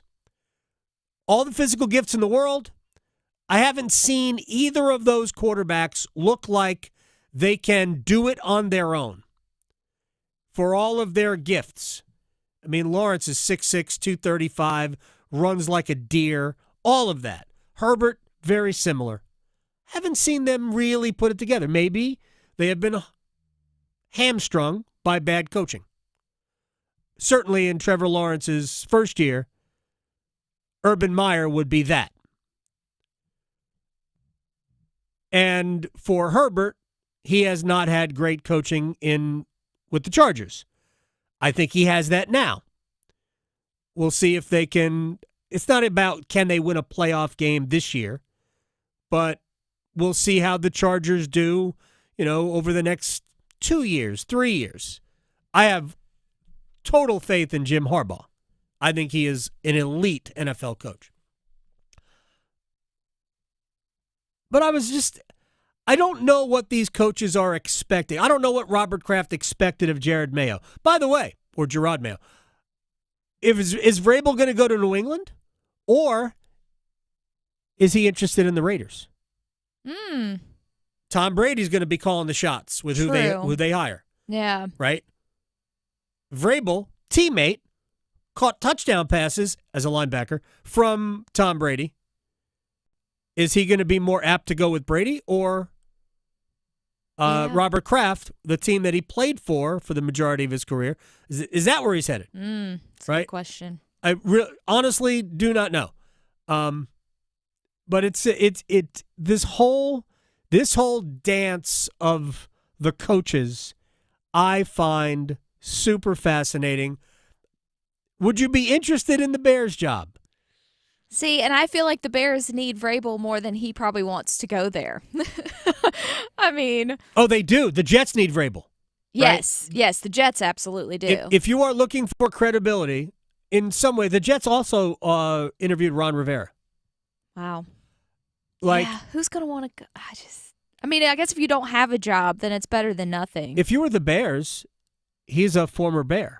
I know. He won a Super Bowl with the Bears. Why wouldn't you go? Yeah. Right. Now, I'm not saying maybe they'll get around to interviewing Ron Rivera. Maybe they did, and I don't know about it because, frankly, there's a lot of stuff that goes on that I don't know about. They don't let us know everything. Right, all the time. exactly. Please, somebody call Gold. Right. That does not happen. But if, like, Vrabel, Rivera is one of those, in terms of leaders of men, I think Rivera is credibility. I think the Bears probably have enough talent on their team with the right structure, could actually be pretty close to winning. Plus, I'm pretty sure that they have the quarterback. I think Caleb Williams is going to be fine. Yeah, they just had terrible play calling. Awful. Yeah, I mean...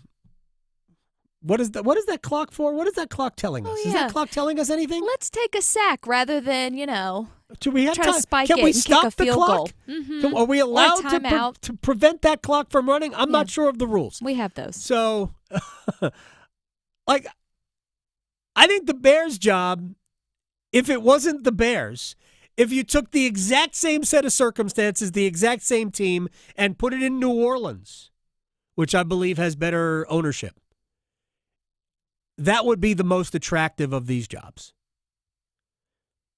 And I think there's something to be said for the Jets job. And hopefully Woody Johnson will get an ambassadorship back to the UK, or I think it was UK, and his brother Christopher will assume control of the team, or maybe his 18-year-old son. I don't know. That works out well. I don't know. I was kind of peeved that Antonio Pierce was fired. I don't know. Let's rewind.